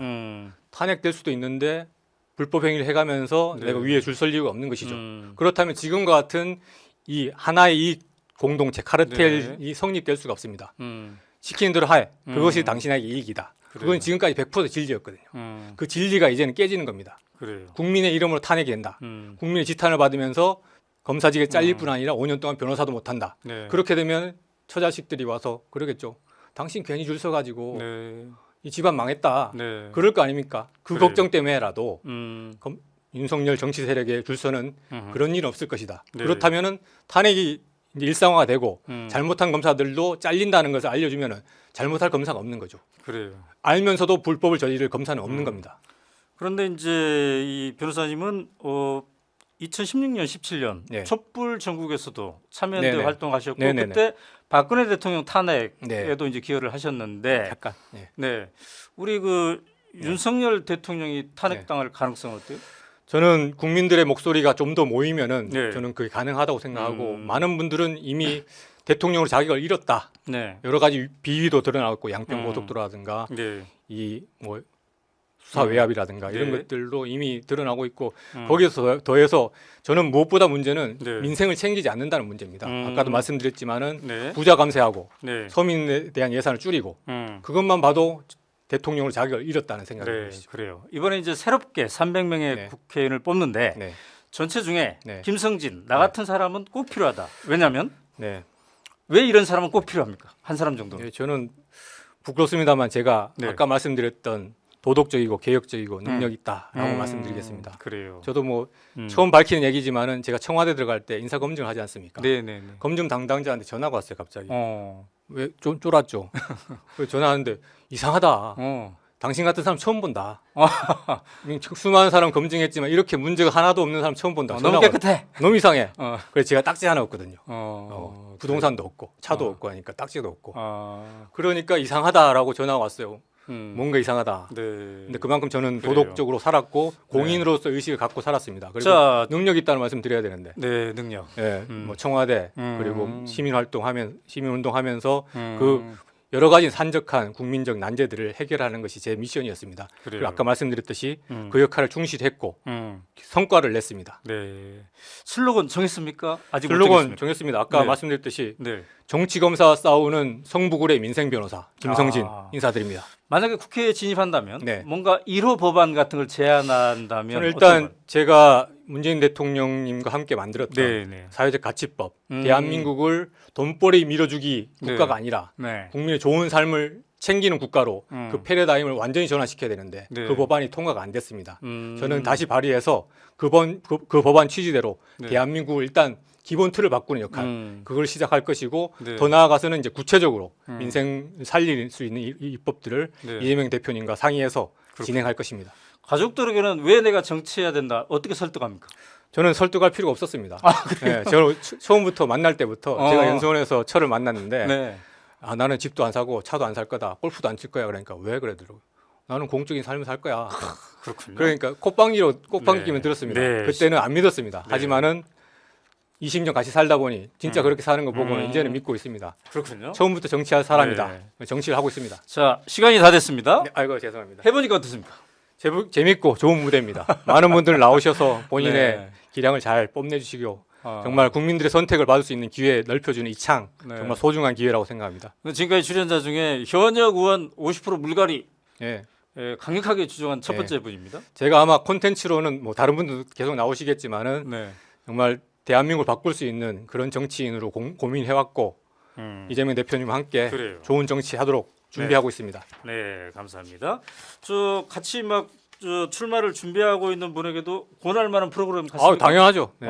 그래요. 줄 서 있을 거 아닙니까 지금 저 말고도. 맞습니다. 네. 그러나 꼭 감사합니다. 이분은 진짜 등장 한번 해야 돼. 네. 이런 말씀 또 추천하시기 바랍니다. 그럼요. 제가 좋은 분들 많습니다. 자, 오마이TV의 총선 기획 나누구. 이 나누구는 22대 국회의원 출마를 희망하는 모든 분들에게 열려 있습니다. 이 프로그램에 출연을 원하신다면 오마이 나누구 골뱅이 네이버닷컴으로 신청하시면 되겠습니다. 오늘은 성북 을 지역 출마를 준비하고 있는 김성진님의 말씀을 들어봤습니다. 여기서 마치겠습니다. 감사합니다. 감사합니다.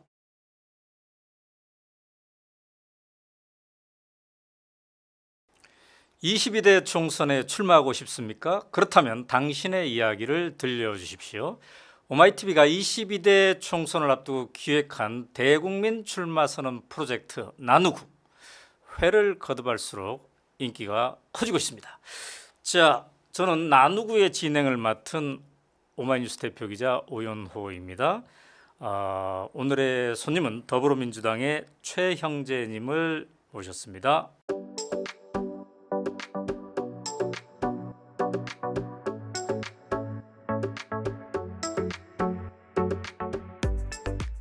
안녕하세요. 네, 안녕하세요. 네, 전주에서 올라오셨어요. 네, 그렇습니다. 네. 네. 지역구가 전주 전주 을 을 지역이죠. 지역입니다. 네, 을 지역. 네. 현역 의원은 진보당의 진보당 의원. 강성희 네, 의원이군요. 그렇습니다. 네. 자, 이제 나누고 룰은 좀 알고 계시죠? 네, 네. 제가 한 두 분 걸 봤습니다. 아, 그래요? 봤더니 네. 어떻던가요? 잘하시더라고요. 그래요? 잘하시고 준비를 많이 하신 분들이 많구나. 이렇게 네, 준비 좀 생각해요. 했습니까? 그래서 어제 밤 새웠습니다. 이름표까지 준비해 오시고. 네, 네, 꼼꼼하게 챙겨 주었습니다. 네, 이름표를 준비한 최초의 출연자가 되겠습니다. 네. 자, 그러면 지금부터 이제 5분 동안 네. 저랑 사전 인터뷰를 시작을 해보도록 하겠습니다. 자, 전주 을이 지금 출마 희망하는 곳입니다. 네, 그렇습니다. 그럼 전주 토박이십니까? 전주 근처에 있는 네. 임실군이라는 곳에서 태어나서 네. 고등학교 때부터 전주에서 살았습니다. 그래요. 네. 근데 이제 우리가 쭉 보니까 한 번은 111표 차로 진 네. 적이 있다고 하고요. 네. 지금까지 총 이제 이번까지 포함하면 몇 번째 이게 국회의원 선거 도전입니까? 경선 한 번, 네. 그리고 벽보를 붙인 선거는 두 번 그렇습니다. 예. 벽보를 붙였다 하니까 확 다가오네요. 그래서 이번인데 그러면 세 번째, 네 번째 그렇죠. 도전일 네, 수 네. 있겠네요. 그렇습니다. 본인에게 네 번째 도전의 의미는 뭡니까? 제가 네. 사실은 저만 진 게 아니고 저와 같이 한 사람들이 네. 아무 죄도 없이 패자가 돼 있고 루저가 돼 아. 있더라고요. 또 하고 싶은 일은 많았는데 음. 그래서 그분들의 명예도 회복하고 네. 또 이기고 승리하고 마무리하고 싶다 이런 그렇군요. 의지가 있습니다. 이 지역구가 좀 특별해요. 네. 지금은 이제 현역이 진보당 강성희 네. 의원이지만 네. 그 전에는 더불어민주당의 이상직 의원이었고 네. 뉴스에 그 많이 나오는 네. 이상직 의원. 네. 그래서 공직선거법 위반으로 이제 의원직을 이걸 상실해서 네. 재선거를 하고 네. 그런 과정이죠. 네. 네. 전주 을 선거구가 만들어진 지가 한 20년이 채 안 됐는데 네. 거의 한 번으로 끝난 경우가 많습니다. 아, 그래요? 그리고 아까 거론하신 분 한 번만 건너서 두 번 재선을 했는데 이제 네. 중간에 그만두게 됐는데 네. 그만큼 지역 유권자들의 입맛이 까다롭고 음. 또 사람 보는 눈이 네. 그 새로운 걸 원하고 있고 네. 또 역할을 어떻게 잘하는지를 꼼꼼하게 살피는 지역이다 이렇게 보면 되겠습니다. 근데 이제 네 번째 도전이면은 가족들도 네. 네 번째 고생하는 네, 네. 것일 수도 있어요. 네. 가족들의 반응은 어땠습니까?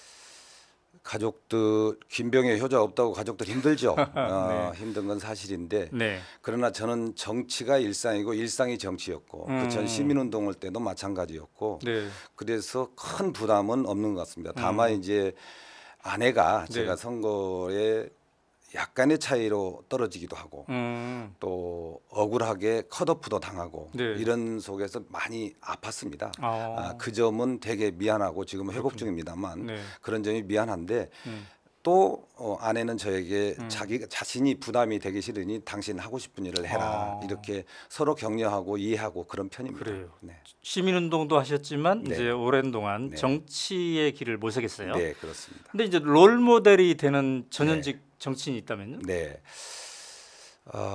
뭐 대부분 분들이 많이 그렇게 롤 모델을 김대중 대통령과 노무현 대통령이 얘기하시는데 네, 네. 저도 같은데요.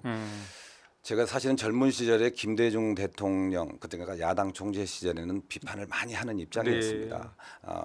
타협하고 보수과 타협하고 이런 거 아니었나 이런 비판을 했지만 네. 대통령이 되시고 나서 또 그 이후의 과정을 보면 네. 그만큼 준비되고 훌륭한 분이 없었다. 그래서 제가 비판했던 걸 많이 후회하면서 네. 그분의 책을 여러 권 읽고 네. 또 회고록까지 다 보면서 이렇구나 정치 식견을 넓힐 수 있었고요. 음. 노무현 대통령은 과감한 결단, 아. 네, 그 결단을 통해서 정말 지역에서는 정말 꿈 같은 선물인데 네. 혁신 도시 지역에 이렇게 한 것 어느 대통령도 못할 거라고 보는데 이 보수 세력의 그 정말 치열한 반대에도 불구하고 해냈던 그런 점에서 꼭 닮고 싶은 그리고 한다면 저렇게 하고 싶다 이런 그래요. 정치인으로 꼽고 자, 싶습니다. 그 지역구가 전주울 현재는 이제 소수당인 진보당 의원입니다. 네. 지역 여론이 어떻습니까? 소수당이니까 한 번 더 주자 아니면 민주당의 원래 텃밭이니까 이번엔 가져와야 된다. 원래 텃밭은 아닙니다. 네. 그 민주당 그 지역 유권자들이 정말 까다로워서 좋은 네. 인물을 선택하고 있는 편이거든요. 아. 이번에도 저희 민주당이 준비를 잘하면 네. 후보도 좋고 또 민주당이 지금 주민들이 가장 원하는 건 이 정부에서는 못 살겠다. 네. 정권 교체하자 이거거든요. 정권 교체를 할 수 있는 세력 또 그 세력에서 실력 있게 일할 수 있는 후보를 뽑기 때문에 네. 이번에는 민주당 후보가 후보에게 점수를 그래도 주지 않을까 이렇게 조심스럽게 생각합니다. 111표 차로 아깝게 졌을 때 네. 상대 당은 예. 안철수 씨의 아닙니다. 그러면- 안철수 씨와 당이 분열되면서 어허. 민주세력이 분열되면서 이제 흔히 어부질이라고 하는데 네. 예 그때 당이 어떤 당이었는지 모르겠는데 지금의 국민의힘 후보가 그렇군요. 당선됐죠. 네. 네. 자, 5분 동안 네. 인터뷰 이제 마쳤고요. 네. 지금부터는 10분을 온통 네. 전체를 네. 우리 최영재님이 네. 쓰도록 네. 하겠습니다. 네. 네, 잘하시기 바랍니다. 고맙습니다.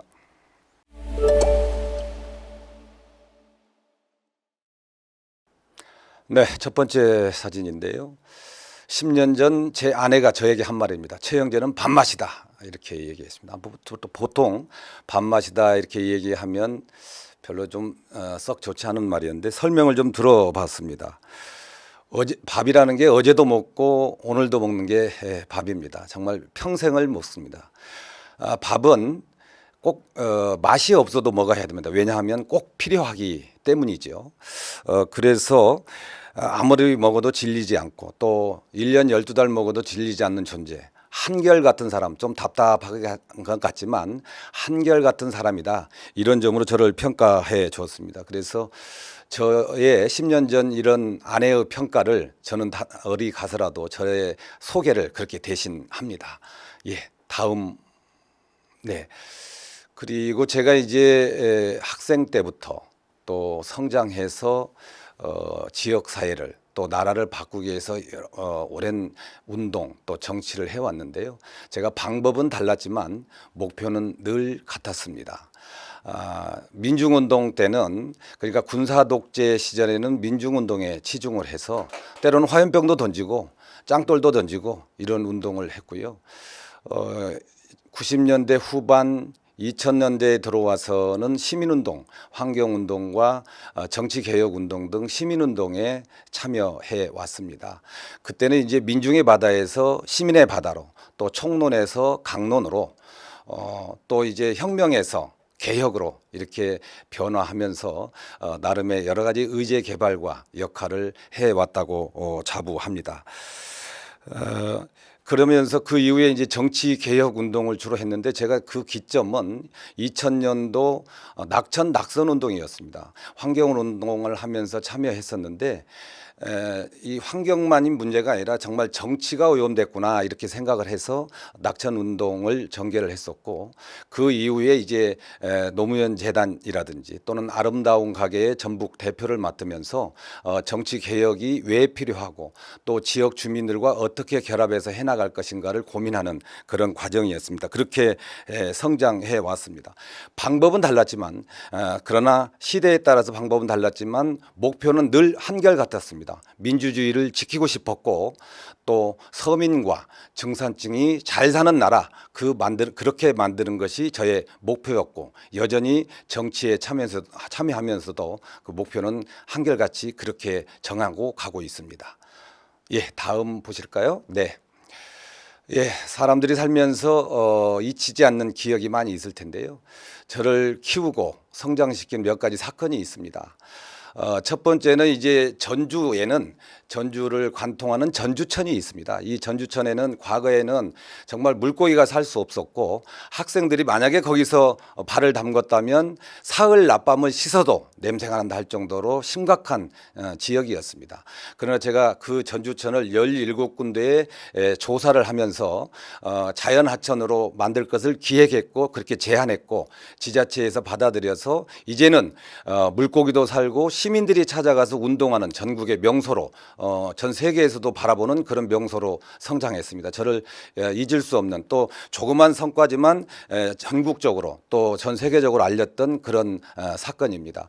또 하나는 노무현 대통령의 지역균형 발전인데요. 즉 그 혁신도시 를 만들고 거기에 공공기관을 이전한 것, 이 사고의 대전환이 앞으로 정치를 한다면 저런 방식으로 과감하게, 또 누구도 생각하지 못했던 것, 아무리 기득권이 반대해도 옳은 것은 해야 되겠다는 정신을 배우는 그런 기억이 되겠습니다. 세 번째는 정말 작년 재작년이죠. 충격이었는데 이재명 현 대표의 대통령 선거 낙선이었습니다.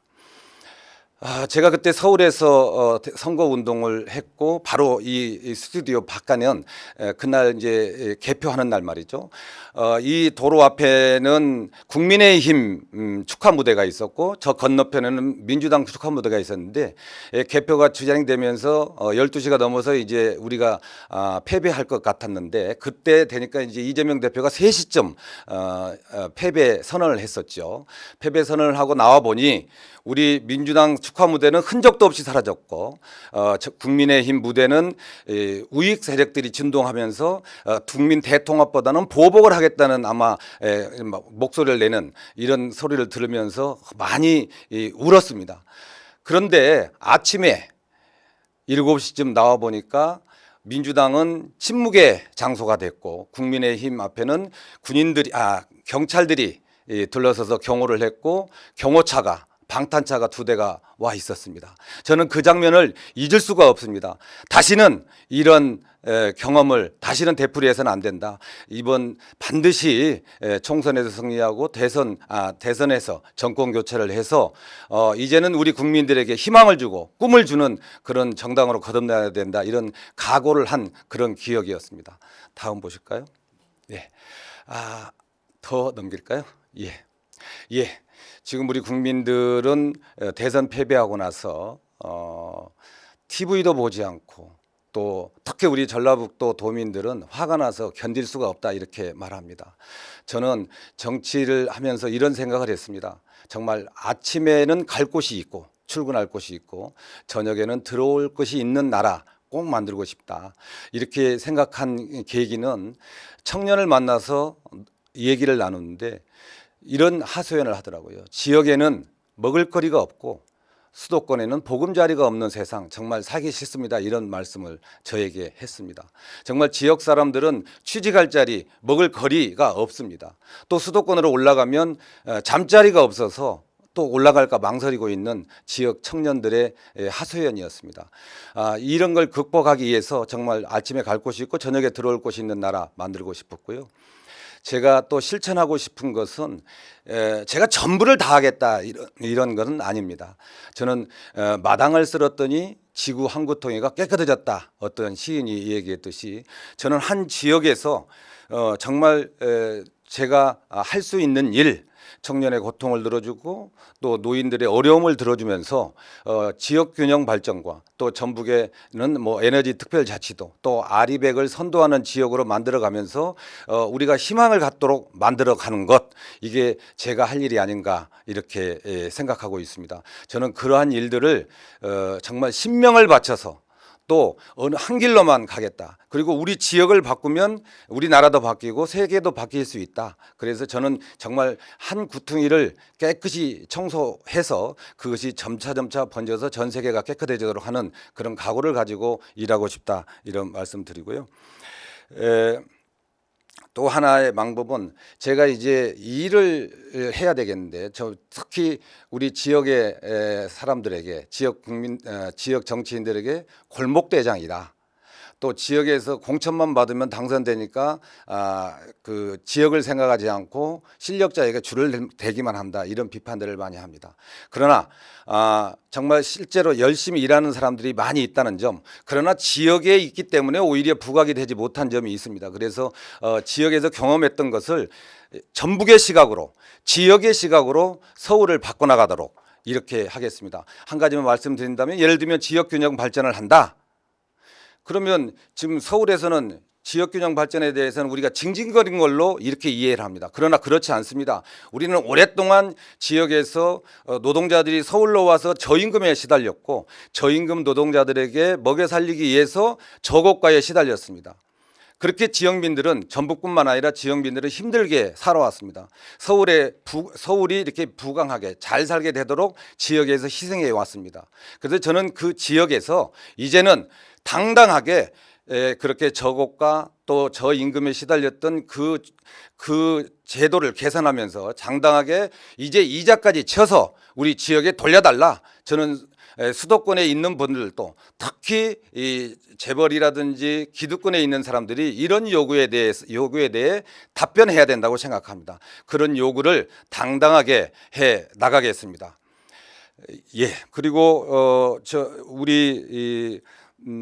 제가 특히 이 대동사회, 우리 전북 지역에서 유명한 정열입이 꿈꾸었던 대동사회를 지금 이재명 대표께서 또 대동사회를 꿈꾸고 있습니다. 이 대동사회를 위해서 제가 그동안 꾸준히 실천해 왔고 또 한결같이 해 왔고, 질리지 않은 또 주민들에게 다가가서 현장 중심으로 일해온 사람으로서 우리나라를 대동세상으로 만들기 위해서 최선을 다해서 일하고 또 지금까지 기억을 가슴에 담아놓고 실천해 나가겠다, 이렇게 약속드립니다.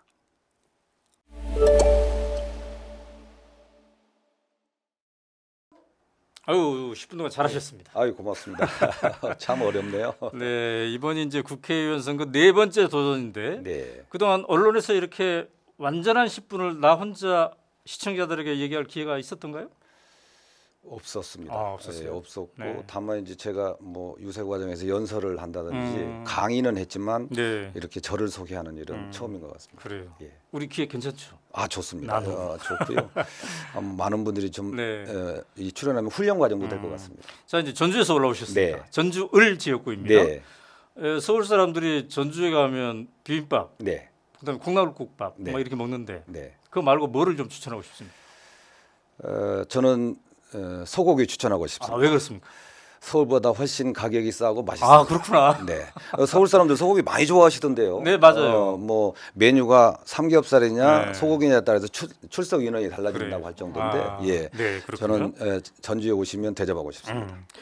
자, 이제 쭉 그동안의 인생사를 말씀해 주셨는데 지난번에 또 대선 패배의 아픔도 네. 함께 말씀해 주셨어요. 네.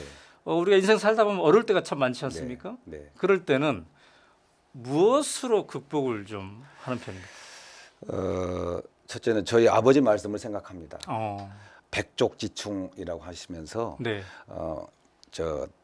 이 다리가 발이 100개인 그 벌레는 넘어지지 않는다 그랬거든요. 그래서 꾸준히 간다 그래서 넘어지지 않고, 그래서 백조지충을 늘 생각하고 있고요. 네, 개인적으로는 뭐 저 운동하고 또 그 저보다 더 어려운 사람을 생각합니다. 예를 들면 제가 실패했을 때 저 네. 때문에 실패하고 힘들었던 동료들을 위로하고 그분들을 네. 생각하면 네. 훨씬 더 편해지고 그렇습니다. 그래요.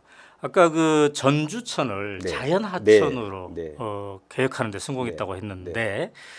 지금 전주 의뢰 네. 현안이 여러 가지가 있을 네. 텐데 네. 내가 국회의원이 되면 전주 의뢰 이 이슈는 꼭 좀 네. 해보고 싶다는 게 있다면요. 네. 전주는 주거 지역입니다. 어. 좀 구도심도 있고 신도심도 있고 네. 주거 지역인데 네. 거기에는 체육 시설이라든지 공연장이라든지 미술관이라든지 이런 문화 시설은 대부족입니다. 네. 그래서 그런 것들을 충분하게 아. 좀 만들어 드리고 싶고 그런 역할을 좀 하고 싶고요. 네. 그다음에 민생 법안으로 이제 또 도시 개발이라든지 이런 거 할 때 이제 보상을 주로 하면 공익 사업을 위한 토지 획득 및 보상에 관한 법률 이런 걸 네. 보면 이 공시지가로 보상을 하고 네. 시가로 보상을 하지 않거든요. 그러니까 그래서 편익과 또 비용이 차이가 생깁니다. 그래서 네. 개발하는 사람은 많이 이익을 얻고 그렇죠. 땅을 빼앗기는 사람은 손해를 보는 이런 경우인데 아. 그러면 애국심이 생기지 않죠. 그래서 그거를 기업도 이익이 되고 네. 그 주민들도 이 정도면 되겠다 이익이 되도록 그러한 법률을 네. 바꿔나가는 것 그래요. 이런 것들을 좀 하고 싶은데 네. 정말 만 명한테만 평등한 법이 아니라 만인한테 평등한 법을 만들기 위해서 이러한 민생 법안을 많이 고쳐나가고 네. 싶습니다. 지역 균형 발전을 강조하셨어요. 네. 지금 국힘에서 네. 김포를 서울에 편입하겠다. 네. 이 뉴스 듣고 무슨 생각 들었습니까? 예, 뭐 곧 전주도 서울시 전주구가 되겠구나 이렇게 생각했는데요. 네. 지금 다극화 전략으로 가야 됩니다. 이거는 네. 일부의 부동산을 통해서 그냥 그 행제를 하고 싶어하는 사람들의 욕구를 채우는 게 아니라 네. 정말 균형 발전을 해서 지역이 성장해야 다극화돼야 수도권에 있는 분들도 편하고 네. 지역 사람들도 편하다. 그래서 공생할 수 있다. 지금 수도권은 비만, 지역은 너무 말라깽이여서 힘든 네. 상황인데 네. 이거를 다 고루 균등하게 하는 것이 수도권에도 좋고 지역에도 좋다. 이번에 이제 300명의 국회의원을 뽑지 않습니까? 네. 그 중에 네. 최영재 같은 사람은 네. 꼭 필요하다. 네. 왜 그럴까요? 축구에서 네. 한 게임을 이기려면 공격수를 뽑습니다. 그러나 리그를 우승하려면 수비수를 뽑습니다. 네. 또 농구도요 화려한 걸 보려면 가드를 뽑지만 이기려면 센터를 뽑습니다. 저는 우리 당에 공격수들이 많이 있다고 생각합니다. 저는 네. 수비수가 되고 싶습니다. 어. 예, 수비수가 되고 싶은데 왜냐하면 네. 저는 약점이 없습니다. 부동산이든 뭐 코인이든 주식이든 네. 또는 뭐 이장 전임이든 아무것도 없습니다. 그래서 누구한테든지 당당하게 말할 수 있고 네. 그래서 어떤 공격도 막아낼 수 있는 전천후 수비수가 될 수 있다. 이 수비를 통해서 우리 공격수들이 공격을 잘해서 정권 교체할 수 있도록 그런 역할을 할 수 있다 이렇게 생각합니다. 네. 이번에 예선전에서 승리할 가능성 몇 퍼센트? 100%입니다. 아 그렇습니까? 네, 오늘 출연해주셔서 감사합니다. 감사합니다. 네, 오마이TV가 기획한 나누구 회를 거듭하고 있는데요. 나는 누구인가? 이 나누기에 출연을 원하신 분은 오마이 나누구 @ 네이버닷컴으로 신청을 해주시면 좋겠습니다. 뭐 당적 상관없습니다. 나이 상관없고요. 출신지 상관없습니다. 누구나 함께 참여할 수가 있습니다. 여러분 많이 신청해 주시기 바라고요. 이 프로그램이 의미가 있다라고 생각한다면 널리 공유해 주시기 바라겠습니다. 오늘은 전주 을에서 출마를 희망하는 최형재님과 이야기를 나눠봤습니다. 여기서 마치겠습니다. 감사합니다. 고맙습니다.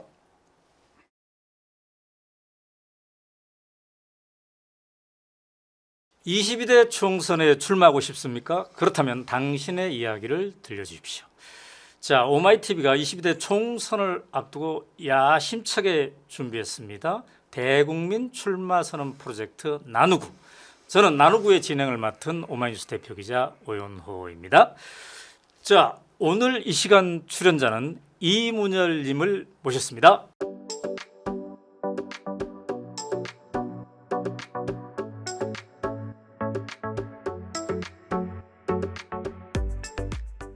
안녕하세요. 안녕하세요. 네, 의정부시 반갑습니다. 갑 지역구에 출마 예정인 네. 예, 의정부의 힘 네. 소설가 이문열 씨와 한자까지 똑같은 이문열입니다. 네, 아, 그래요? 반갑습니다. 한자까지 네. 똑같아요? 예, 뭐 집안은 아니고. 집안은 아니고요. 제가 개인적으로 좋아합니다. 아, 그렇군요. 예, 자, 나누구 혹시 보셨어요? 예, 봤습니다. 그러면 룰을 어느 정도 이제 이해를 하고 계시죠? 예, 5분, 10분, 5분. 이렇게. 잘 네. 이해하고 계시네. 네. 자, 그러면 지금부터 네. 5분간의 사전 인터뷰를 네. 해보도록 하겠습니다. 자, 국민의힘 출연자입니다. 예. 아, 최초죠. 최초네요. 네. 어떤 마음으로 오셨습니까? 예, 무서운 마음으로 왔습니다. 예, 저를 좀, 왜 무섭습니까? 좀 살려주십시오. 예, 여기 출연진이 저희 네. 당에 아무도 없더라고요. 아, 그래요. 그래서, 예. 네. 개척하는 이거를- 마음으로 오셨어요. 예. 그래서 저를 잘해주셔야 네. 다음이 있습니다. 아, 지금 막 줄 서 있어요, 사실은. 예, 그래서 네, 줄 서 있는데. 예, 국민의힘이 쫄아가지고 아, 예, 네. 여기 오면 큰일 나는 줄 알고 있습니다. 예. 그렇군요. 네. 자, 지금 그 지역이 말이죠. 네, 민주당이 현역이에요. 네, 오영환 의원이 네. 현역이죠. 근데 이제 불출마 선언을 맞습니다. 했습니다. 예. 그렇군요. 이 지역과의 인연은요? 제가 한 20년 전에 대학 그 박사학위 마치고 네. 학위하는 과정에 음. 제가 대출을 다 받고 학교를 다녔거든요. 네네. 그거 갚으려고 처음에 과외를 시작했던 게 이제 학원이 돼서 아, 그 인연으로 시작을 해서 지금까지 거기서 20년 동안 활동을 하고 있습니다. 그래요. 네, 그럼 지금 당협위원장입니까? 아닙니다. 거기 사고 당협이라 사고 당협위원장이 당협. 없습니다. 예. 그래도 이제 민주당에서 불출마 네. 선언도 하고 네, 그러니까 또 막 여러 사람들이 네. 경쟁자들이 많겠군요. 많이 있습니다. 국힘에서도 국힘에서도 있죠. 지금 유력한 경쟁자는 누굽니까? 대통령실에서 내려온다고 한 비서관. 누구예요? 예. 이름 얘기해도 되는 건가요? 상관없습니다. 전희경 전 비서관이 온다고 이제 기사가 나왔고, 용산 출신이 용산 출신. 긴장하고 계시군요. 쫄았습니다. 자, 국힘에서는 국힘 또 한 분은 지금 현역 의원. 현역 비례인데 최영희 의원님이시라고 미영협회 회장하셨던 네. 그분이 지금 또 나오신다고 어. 하고 계시고, 네. 그리고 뭐 지역에서 활동하시는 저 같은 음. 또 이제 기초의원 네. 하셨던 분 계시고, 아. 그래서 아마 후보가 저희는 4-5명 정도 되지 않을까 싶습니다. 근데 이제 공천을 받으려면 네. 이제 경선도 해야 되겠지만 그렇죠. 예. 또 당 지도부와의 긴밀한 어떤 관계 이것도 좀 중요하지 않습니까? 그럼요. 본인은 주류입니까 아닙니까? 저는 주류가 되고 싶습니다. 저는 아. 불러주십시오, 제발. 간절하네요. 예, 제가 간곡하게 문자도 보내고 전화 드리면 너무 답변이 짧으셔서 누군가가 저가 주류에 끼는 거 싫어하시나 봐요. 아, 그래요? 예. 쓸 때 이름을 거론할 수 없는데 완전 주류이신 분들하고 네. 자리도 많이 하고 했거든요. 네. 근데 안 껴주시더라고요. 그래요. 예, 그랬더니 갑자기 이제 저희 지역에 네. 유명하신 또 비서관이 내려오셔서 네. 그래서 그런 건가라는 생각을 하고 있습니다. 그래도 이제 내가 경선에서 이길 수 있다 이런 자신감이 있나요? 자신감이 있습니다. 왜 그렇습니까? 그 지역에서 이제 아까 말씀드린 학원을 하면서 네. 예, 제자가 한 2,000명 정도 있고요. 그리고 그래요? 제가 이제 풋살연합회장을 한 10년 정도 하면서 음. 저희 동호인들이 꽤 많이 있고, 네. 현재는 야구협회 회장하면서 매년 돌아가는 리그가 올해도 음. 그렇고 한 2,000명, 3,000명 정도 있기 때문에 네. 예, 뭐 저는 20년 동안 열심히 살았고 음. 또 지역을 닦았고 저를 네. 아시는 분들이 많아서 경선을 하면 이길 수 있다고 생각합니다. 밑바닥은 자신 있다. 근데 경선 안 할 것 같아요. 전략 공천. 이런 건 이제 안 된다고 분명히 네. 이인현 혁신위원장님 얘기했는데 네. 시큰둥하셔서 음. 제발 좀 해주세요. 예. 그래서 그 간절한 마음으로 네. 일단 나누구를 찾았군요. 그렇습니다. 아, 알려야 돼서. 자, 왜 정치를 하려고 하세요? 제가 코로나 때 정치를 해야겠다고 결심을 했는데 네. 예, 그때 너무도 많은 민원을 가지고 제가 음. 직접 시청이나 다른 기관을 갔는데 들어주질 않는 거예요. 네. 뒤에서 또 얘기할 기회가 있을지 모르겠지만 네. 주변의 자영업자가 다 무너지고 저 같은 경우는 풋살장도 운영을 했었거든요. 오. 근데 이제 4인 이상 4인까지만 운동을 하라고 그러는 거예요. 2대 2로 축구를 할 수는 없잖아요. 네. 그렇죠. 예. 그런데 문은 못 닫게 하고. 그러니까 이제 관리비랑 인건비는 다 나가고 한 3년 동안 그러면서 다 무너졌죠. 근데 이제 공무원분들은 이게 규정이다. 어떻게 할 수 없다. 라는 답변만 돌아와서 사실 화가 나는 마음에 이대로는 못 살겠다라고 생각해서 시작했습니다. 내가 정치를 해보자. 처음에는 이제 주변에서 하라고 그랬는데 야 그런 거 왜 하냐 이랬거든요. 막상 당하니까 화가 나서 하게 됐습니다. 자, 그런데 네. 왜 여러 당이 있지 않습니까? 네. 여러 당이 있어요. 네. 근데 왜 국힘입니까? 국힘이 추구하는 게 자유주의와 시장주의, 법치주의인데 네. 사실 그게 저랑 맞습니다. 제 노력한 만큼 가져가야 된다고 생각을 하고 네. 우리나라가 인간에게 가장 중요한 건 자유와 평등인데 저는 자유가 우선한다고 생각을 한 사람이거든요. 네. 자유가 있어서 자유 속에서 불평등이 생기면 그걸 음. 평등하게 하기 위해서 우리가 노력을 하는 건데 네. 그리고 시장주의를 통해서 우리가 이제 어떤 이 파이가 커져야지 그걸 또 나눌 수 있다고 생각해서 지금의 시기는 그래요. 그걸 해야 된다고 생각을 했습니다. 슬로건 정했습니까? 슬로건은 일단 지금 고민 중에 있고요. 아, 정하고 있군요. 이름 앞에 보는 수식어는 있습니다. 네, 뭡니까? 우리들의 영웅 이문열 도와주십시오. 아, 기억하기가 쉬울 것 같아서요. 네. 오분을 네, 아주 네. 잘하셨습니다. 네, 네. 자, 그렇다면 이제 네. 이제부터는 네. 10분 동안 네, 완전히 혼자 예, 저의 간섭 없이 네. 방해 없이 나는 누구인가를 이문열 님께서 설명하는 시간을 갖도록 하겠습니다. 간절한 마음으로 열심히 해보겠습니다. 네. 떨리지 않죠? 네, 괜찮습니다. 자신 있습니까? 네, 네. 화이팅입니다. 감사합니다.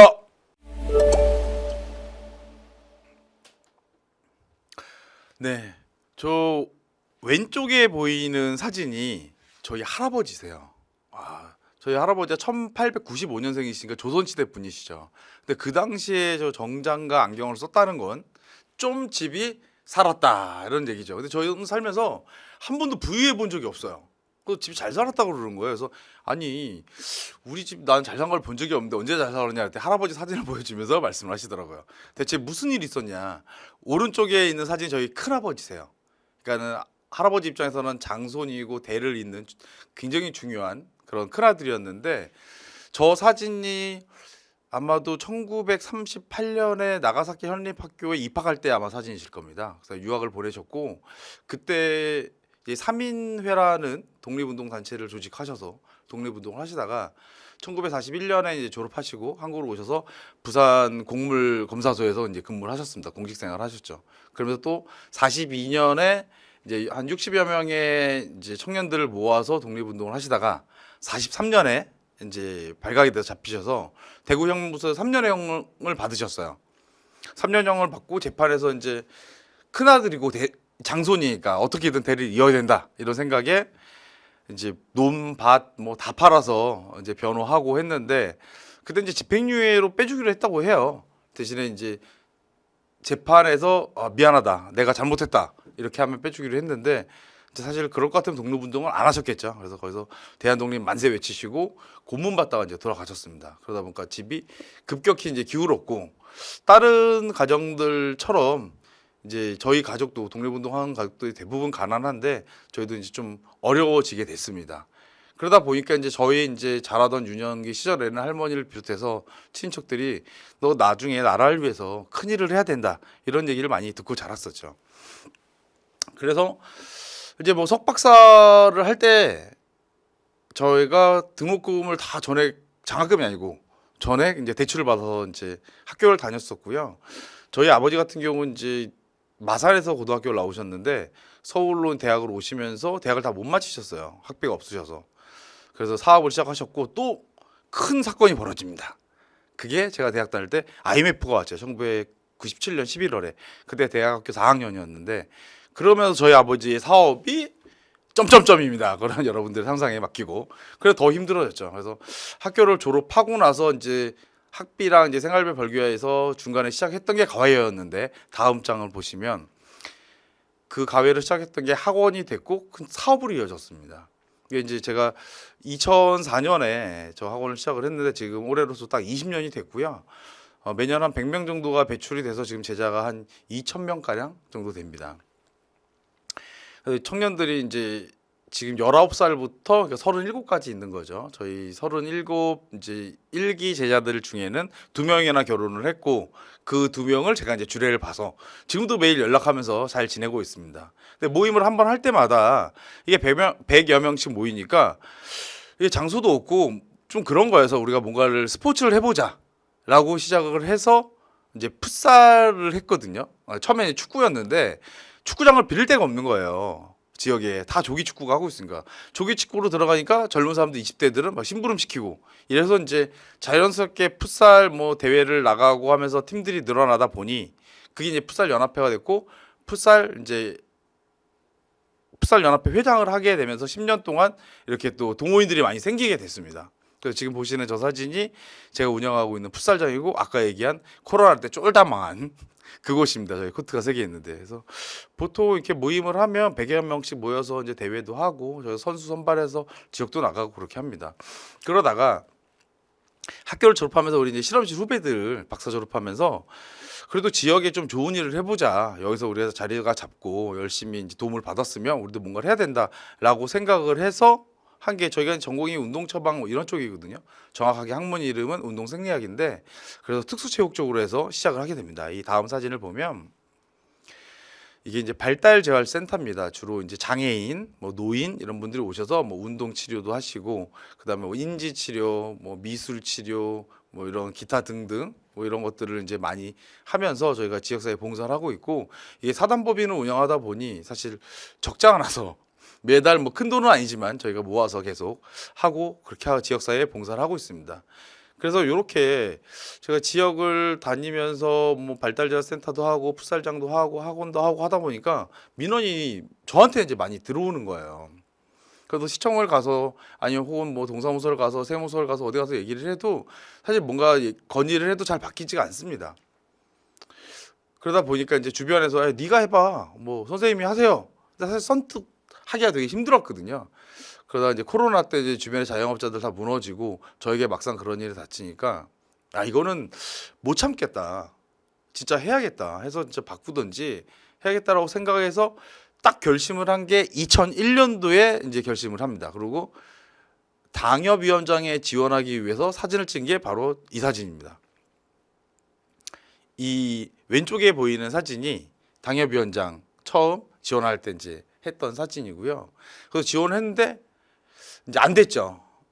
그때 안 되고 그 다음 번부터는 계속 공석으로 있습니다. 그리고 저 오른쪽에 있는 사진 혐오 정치 중단이라고 돼 있는 게 제가 정치를 해야겠다고 생각을 하고 처음 행동으로 옮긴 것입니다. 저게 정치 개혁을 이제 원하는 초당적 모임이거든요. 그래서 뭐 국민의힘도 있고 뭐 민주당도 있고 정의당 뭐 녹색당 뭐 다 있습니다. 다 있으면서 뜻을 같이 하는 뭐 이념하고는 상관없이 지금의 정치 잘못됐다. 이걸 바꿔야 된다라고 생각하는 사람들이 모여서 이제 저걸 하게 된 것이죠. 그래서 의정부 같은 경우는 너무 답답한 게 사실 개발하고 해야 될 곳이 많거든요. 제가 요새 이제 계속 얘기하고 있는 게 GTX 신호선이 의정부에서 양주까지 가는데 수원에서 와서 이게 서울 도봉산까지는 지하화하는 게 확정이 됐어요. 근데 의정부부터는 지상으로 그대로 있거든요. 근데 이 철도가 동서를 가르면서 의정부가 심하게 지금 나뉘어져 있습니다. 한쪽은 구도심, 한쪽은 신도시. 그리고 의정부가 땅이 좁아서 남양주나 양주 같은 곳도 굉장히 땅이 넓거든요. 포천도 마찬가지고. 근데 의정부 땅이 좁습니다. 그래서 개발할 곳이 별로 없어요. 그리고 사람들이 여유 공간을 줄 만한 곳이 없습니다. 그래서 그곳을 지하화해서 그곳을 거기가 이제 의정부 끝에서 양주 그 초위까지가 한 9km 정도 되는데 그 센트럴파크 같은 곳을 만들어서 공유 공간을 줘야 된다. 그리고 그 역마다 역 위에는 주상복합 아파트를 만들어서 1인 가구들에게 많이 줘야 된다고 주장을 하고 있습니다. 그것이 작년 말 기준으로 1인 가구가 33%였고요. 올해 말로는 35%가 넘을 것으로 뭐 지금 예상들 하고 있습니다. 이게 비단 우리나라뿐만 아니라 유럽이나 일본 등도 대부분 다 이제 40%에 가깝게 되고 있기 때문에 전 세계적인 현상이고 단지 이제 우리나라는 다른 나라들보다는 좀 급격하게 이제 그게 증가하고 있다는 게 문제긴 하죠. 근데 대부분 이제 1인 가구인 분들이 차량이 없으신 분들이 많아요. 그리고 1인 가구라고 하면 청년들을 생각하는데 어르신들도 많이 있거든요. 그러다 보니까 비 오는 날 병원 가거나 마트 가기가 힘드세요. 근데 주상복합이 올라가면 거기에 뭐 마트도 있고 병원도 있고 그러니까 편하게 치료받고 장 볼 수 있고 비 안 오고 날 좋은 날에는 내가 집이 좀 좁아도 집 앞에 놔도 공원이고 걸을 수 있고 활동할 수 있고 운동할 수 있는 곳이 있으면 이 공유 공간만으로도 행복감을 느끼거든요. 이것뿐 아니라 뭐 사실 얘기할 게 너무 많습니다. 의정부는 뭐 수원 다음으로 경기도 두 번째로 시가 됐는데 지금 시 중에 두 번째로 그러니까 꼴찌에서 두 번째로 재정 자립도가 낮습니다. 꼴찌는 동두천이고요. 그 이유는 의정부하고 동두천에 미군 부대가 가장 많습니다. 근데 미군 부대가 있다라는 건 군사지도 보호법이나 또 경기도이기 때문에 수도권 정비법이나 뭐 상수도 보호원, 뭐 자연, 뭐 그린벨트 너무나 많은 규제들로 아예 딱 묶여서 발전을 할 수가 없어요. 그럼 이 미군 부대 땅들이 지금 빠져나갔는데 의정부는 다 나갔거든요.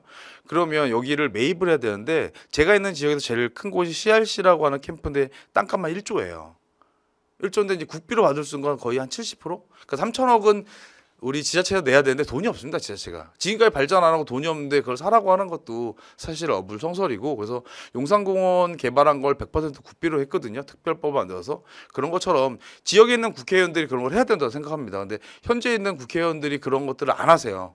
여기 특별법 만들어서 우리 발전하기 위해서 땅 좀 무상으로 양해해 줘라, 지화화해서 우리도 발전해야 된다, 이런 얘기를 하셔야 되는데 그런 얘기들을 못 하고 계셔서, 제가 이번에 국회를 가면 이게 저의 가장 큰 이제 그 정치 공약인데, 가서 무조건 지화화 만들 거고, 그다음 미군 무대 무상 양해 받아 올 거고, 그리고 또 하나 우리 지역구에 내려오는데 호원 IC라고 고속도로에서 나오는데 출구가 한쪽이에요. 굉장히 불편하죠. 반대쪽이 없으니까. 그거 반드시 만들어야 됩니다. 이런 것들을 지금 안 하고 계셔서 제가 가면 반드시 하도록 하겠습니다. 의정부의 힘 이문열입니다. 잘 부탁드립니다.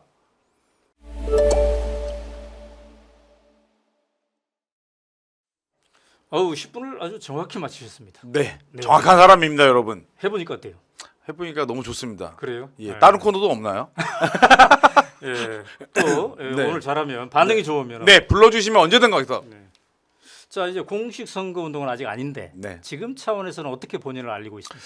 저는 이제 야구협회 회장을 하고 있다 보니까 이제 네. 야구 행사들은 다 가고요. 그다음에 이제 풋살 행사들, 주로 이제 체육 행사들 다 가고. 네. 그다음에 이제 기본적으로 제가 이제 지역에서 어떤 사회단체 활동을 많이 합니다. 네. 제가 직접 운영하고 있는 경기북 특별자치도 희망 포럼도 있고, 네. 뭐 청년회의소도 하고, 음. 뭐 자유청년맹도 하고. 그래요. 유튜브 같은 거 활용도 해요? 네. 이문열 TV를 구독해 주십시오, 여러분. 구독자가 3,500명입니다. 몇 년간 했어요? 지금 1년 6개월 정도 됐습니다. 근데 3,000명이 늘어났어요? 네. 괜찮네요, 그것도. 아닙니다, 여러분. 저는 3만 명이 되고 싶습니다. 아, 그래요. 네. 그러면 야구 동호회, 축구 동호회 이렇게 네. 하고 있는데 본인도 네. 직접 뜁니까? 저 직접 합니다. 축구 포지션은? 축구는 여러분 제 몸을 보시면 아시겠지만 골키퍼입니다. 골대가 어. 꽉 찹니다. 야구는요? 야구는 1루수 보고 있고요. 네. 가끔 투수하는데 네. 너무 어렵습니다. 그건. 네. 그래요. 네. 자, 국민의힘 당인데 말이죠. 네. 지금 그 지역에서의 국민의힘에 대한 지지 열기는 어느 정도입니까? 예, 지지 열기가 없습니다. 낮습니까? 예. 그러면 선거운동하기가 힘들 텐데. 힘듭니다. 최근 여론조사 보니까 네. 그 민주당을 찍겠다는 분들이 한 60% 정도 돼요. 아. 우리 당이 35%서 굉장히 열세가 있고, 네. 정말 당이 혁신하지 않으면 쉽지 않습니다. 이게 제가 뭐 무명인데 네. 제가 사실 다녀봐야 뭐 다녀서 만날 수 있는 유권자가 5천 명, 진짜 많으면은 뭐 그래요. 선거에 10,000명일 텐데, 그러다 보니까 유튜브나 쇼츠를 만들어서 이제 이 단톡방이나 이런 데들 홍보하는 방법을 많이 쓰고 있습니다. 그런 국힘의 낮은 지지도가 네. 윤석열 대통령의 지지율이 지금 30%대 전후잖아요. 네, 그런 거랑 비슷하게 연관이 가죠. 있습니까? 거의 비슷하게 가는 것 같습니다. 그렇게. 예. 그래요. 그래서 그럼 좀 답답함이 있겠네요. 예, 혁신이가 이제 사실 좋은 안건을 내줬고, 네. 그거에 대해서 사람들 반응이 괜찮거든요. 저기서도. 그런데 이제 지도부에서 네. 이제 묵살하고 계시니까 아무 대답을 안 하시니까 어. 그게 문제죠. 예. 근데 사실 이제 개인의 노력도 중요하지만 중요합니다. 중앙당의 분위기 굉장히 중요하잖아요. 중요합니다. 예. 근데 이제 그 와중에 또 네. 이준석 씨는 신당을 만들까 말까 막 그러거든요. 네. 보도가 많이 되고 아, 있고 네, 이게 네. 좀 영향이 있습니까? 어떻습니까? 저는 네. 영향이 있다고 봅니다. 예. 결국 이준석 씨는 신당 만들 걸로 보세요? 만들 것 같습니다. 그러면 또 그쪽에서는 더 힘들어집니까? 그렇지 않을 것 같습니다. 오히려? 이준석 전 대표가 이제 가지고 있는 표는 거의 네. 젊은 층이 많기 때문에 스윙 보터라고 보거든요. 저는 사실 당이 어렸을 때도 우리 당도 한 40% 정도는 받았었고, 네. 민주당도 한 40% 정도는 항상 지지자가 있는데 20% 20%의 이 스윙 보터가 네. 지금까지는 민주당을 지지했었거든요. 이 이 스윙 보터 20% 중에 제가 볼 때 한 10% 정도는 네. 이제 이준석 대표가 갖고 가지 않을까. 아. 좀 그렇게 생각하고, 나머지 스윙부터 10%의 싸움인데, 네. 그 10% 저희 지역구에서는 한 10,000명 정도의 인원이거든요. 네. 그 제가 이제 된다고 하면 경쟁력이 있다고 저는 봅니다. 그래요. 예. 자, 역대 대통령 네. 전 현직 다 포함해서 네. 마음에 드는 대통령 누굽니까? 굉장히 곤란한 질문인데, 네. 사실 다 좋아합니다. 다 좋아합니까? 네. 어. 하지만 꼭 뽑자면 네. 우리 당 먼저 얘기하면, 우리 당에서는 저는 이 건국의 아버지 이승만 대통령 정말 훌륭하시고, 네. 사실 저희 문맹률이 네. 그러니까 3% 글을 아는 사람이 3%밖에 안 되는데, 네. 저희가 지금 97% 99%까지 이제 올라온 걸로 알고 있습니다. 네. 6.25 전쟁 때도 학교를 음. 뭐 계속 운영하셨고, 그래요. 뭐 농지 개혁하셨고, 자, 이제 국회의원이 300명이지 네. 않습니까? 이번에 새로 뽑을 사람이 네, 이문열 네, 나 같은 사람이 꼭 한 네. 명 정도는 들어가야 된다. 네. 그 이유는 저처럼 자영업을 하다가 코로나 때문에 이제 박살도 나 보고 네. 또 지역에서 울며 불며 사람들하고 이제 음. 청년들하고 정말 청년 정치를 얘기하지만 네. 그들이 원하는 게 뭔지 모르는 사람 대부분이에요. 지나가면 까먹거든요. 네. 정말 지금도 같이 같이 취업 준비해주고 되면은 같이 파티도 하고 네. 그랬던 사람이 가야지 음. 이 사람들을 이해하고 그 정책을 펼칠 수 있다고 생각하고요. 네. 뭐 아까 말씀드렸더니 지하화하는 GTX 신호선 지하화하는 게 그 예타에서 1이 안 나왔다고 해서 지금 다들 손 놓고 있으면 안 된다고 생각을 네, 합니다. 네, 네. 안 되는 걸 대기하는 게 국회의원의 역할이고 그게 미래의 가능성을 보고 예타를 통과시키는 특별법을 만들어야 되는데 그런 노력을 하지 않는 게 너무 답답해서 하는 거기 때문에 네. 저 같은 사람이 가서 투쟁하고 싸워서 음. 우리 지역을 위해서 뭔가를 만들어야 내야 된다고 저는 생각합니다. 네. 본인 힘이 들 때 네. 극복해내는 그 에너지는 어디서 나옵니까? 저는 네. 저랑 어울리지 않지만 문학에서 나옵니다. 어. 네. 어. 저는 책을 보면서 거기에 네. 나오는 문구들의 힘을 받고 음. 그걸로 합니다. 아, 그래요. 네. 자, 오늘 이제 5분 네. 마무리 인터뷰까지 마쳤는데 네. 국민의힘 당에서 첫 번째 출연자였어요. 네. 예. 처음입니다. 해보니까 어떻습니까?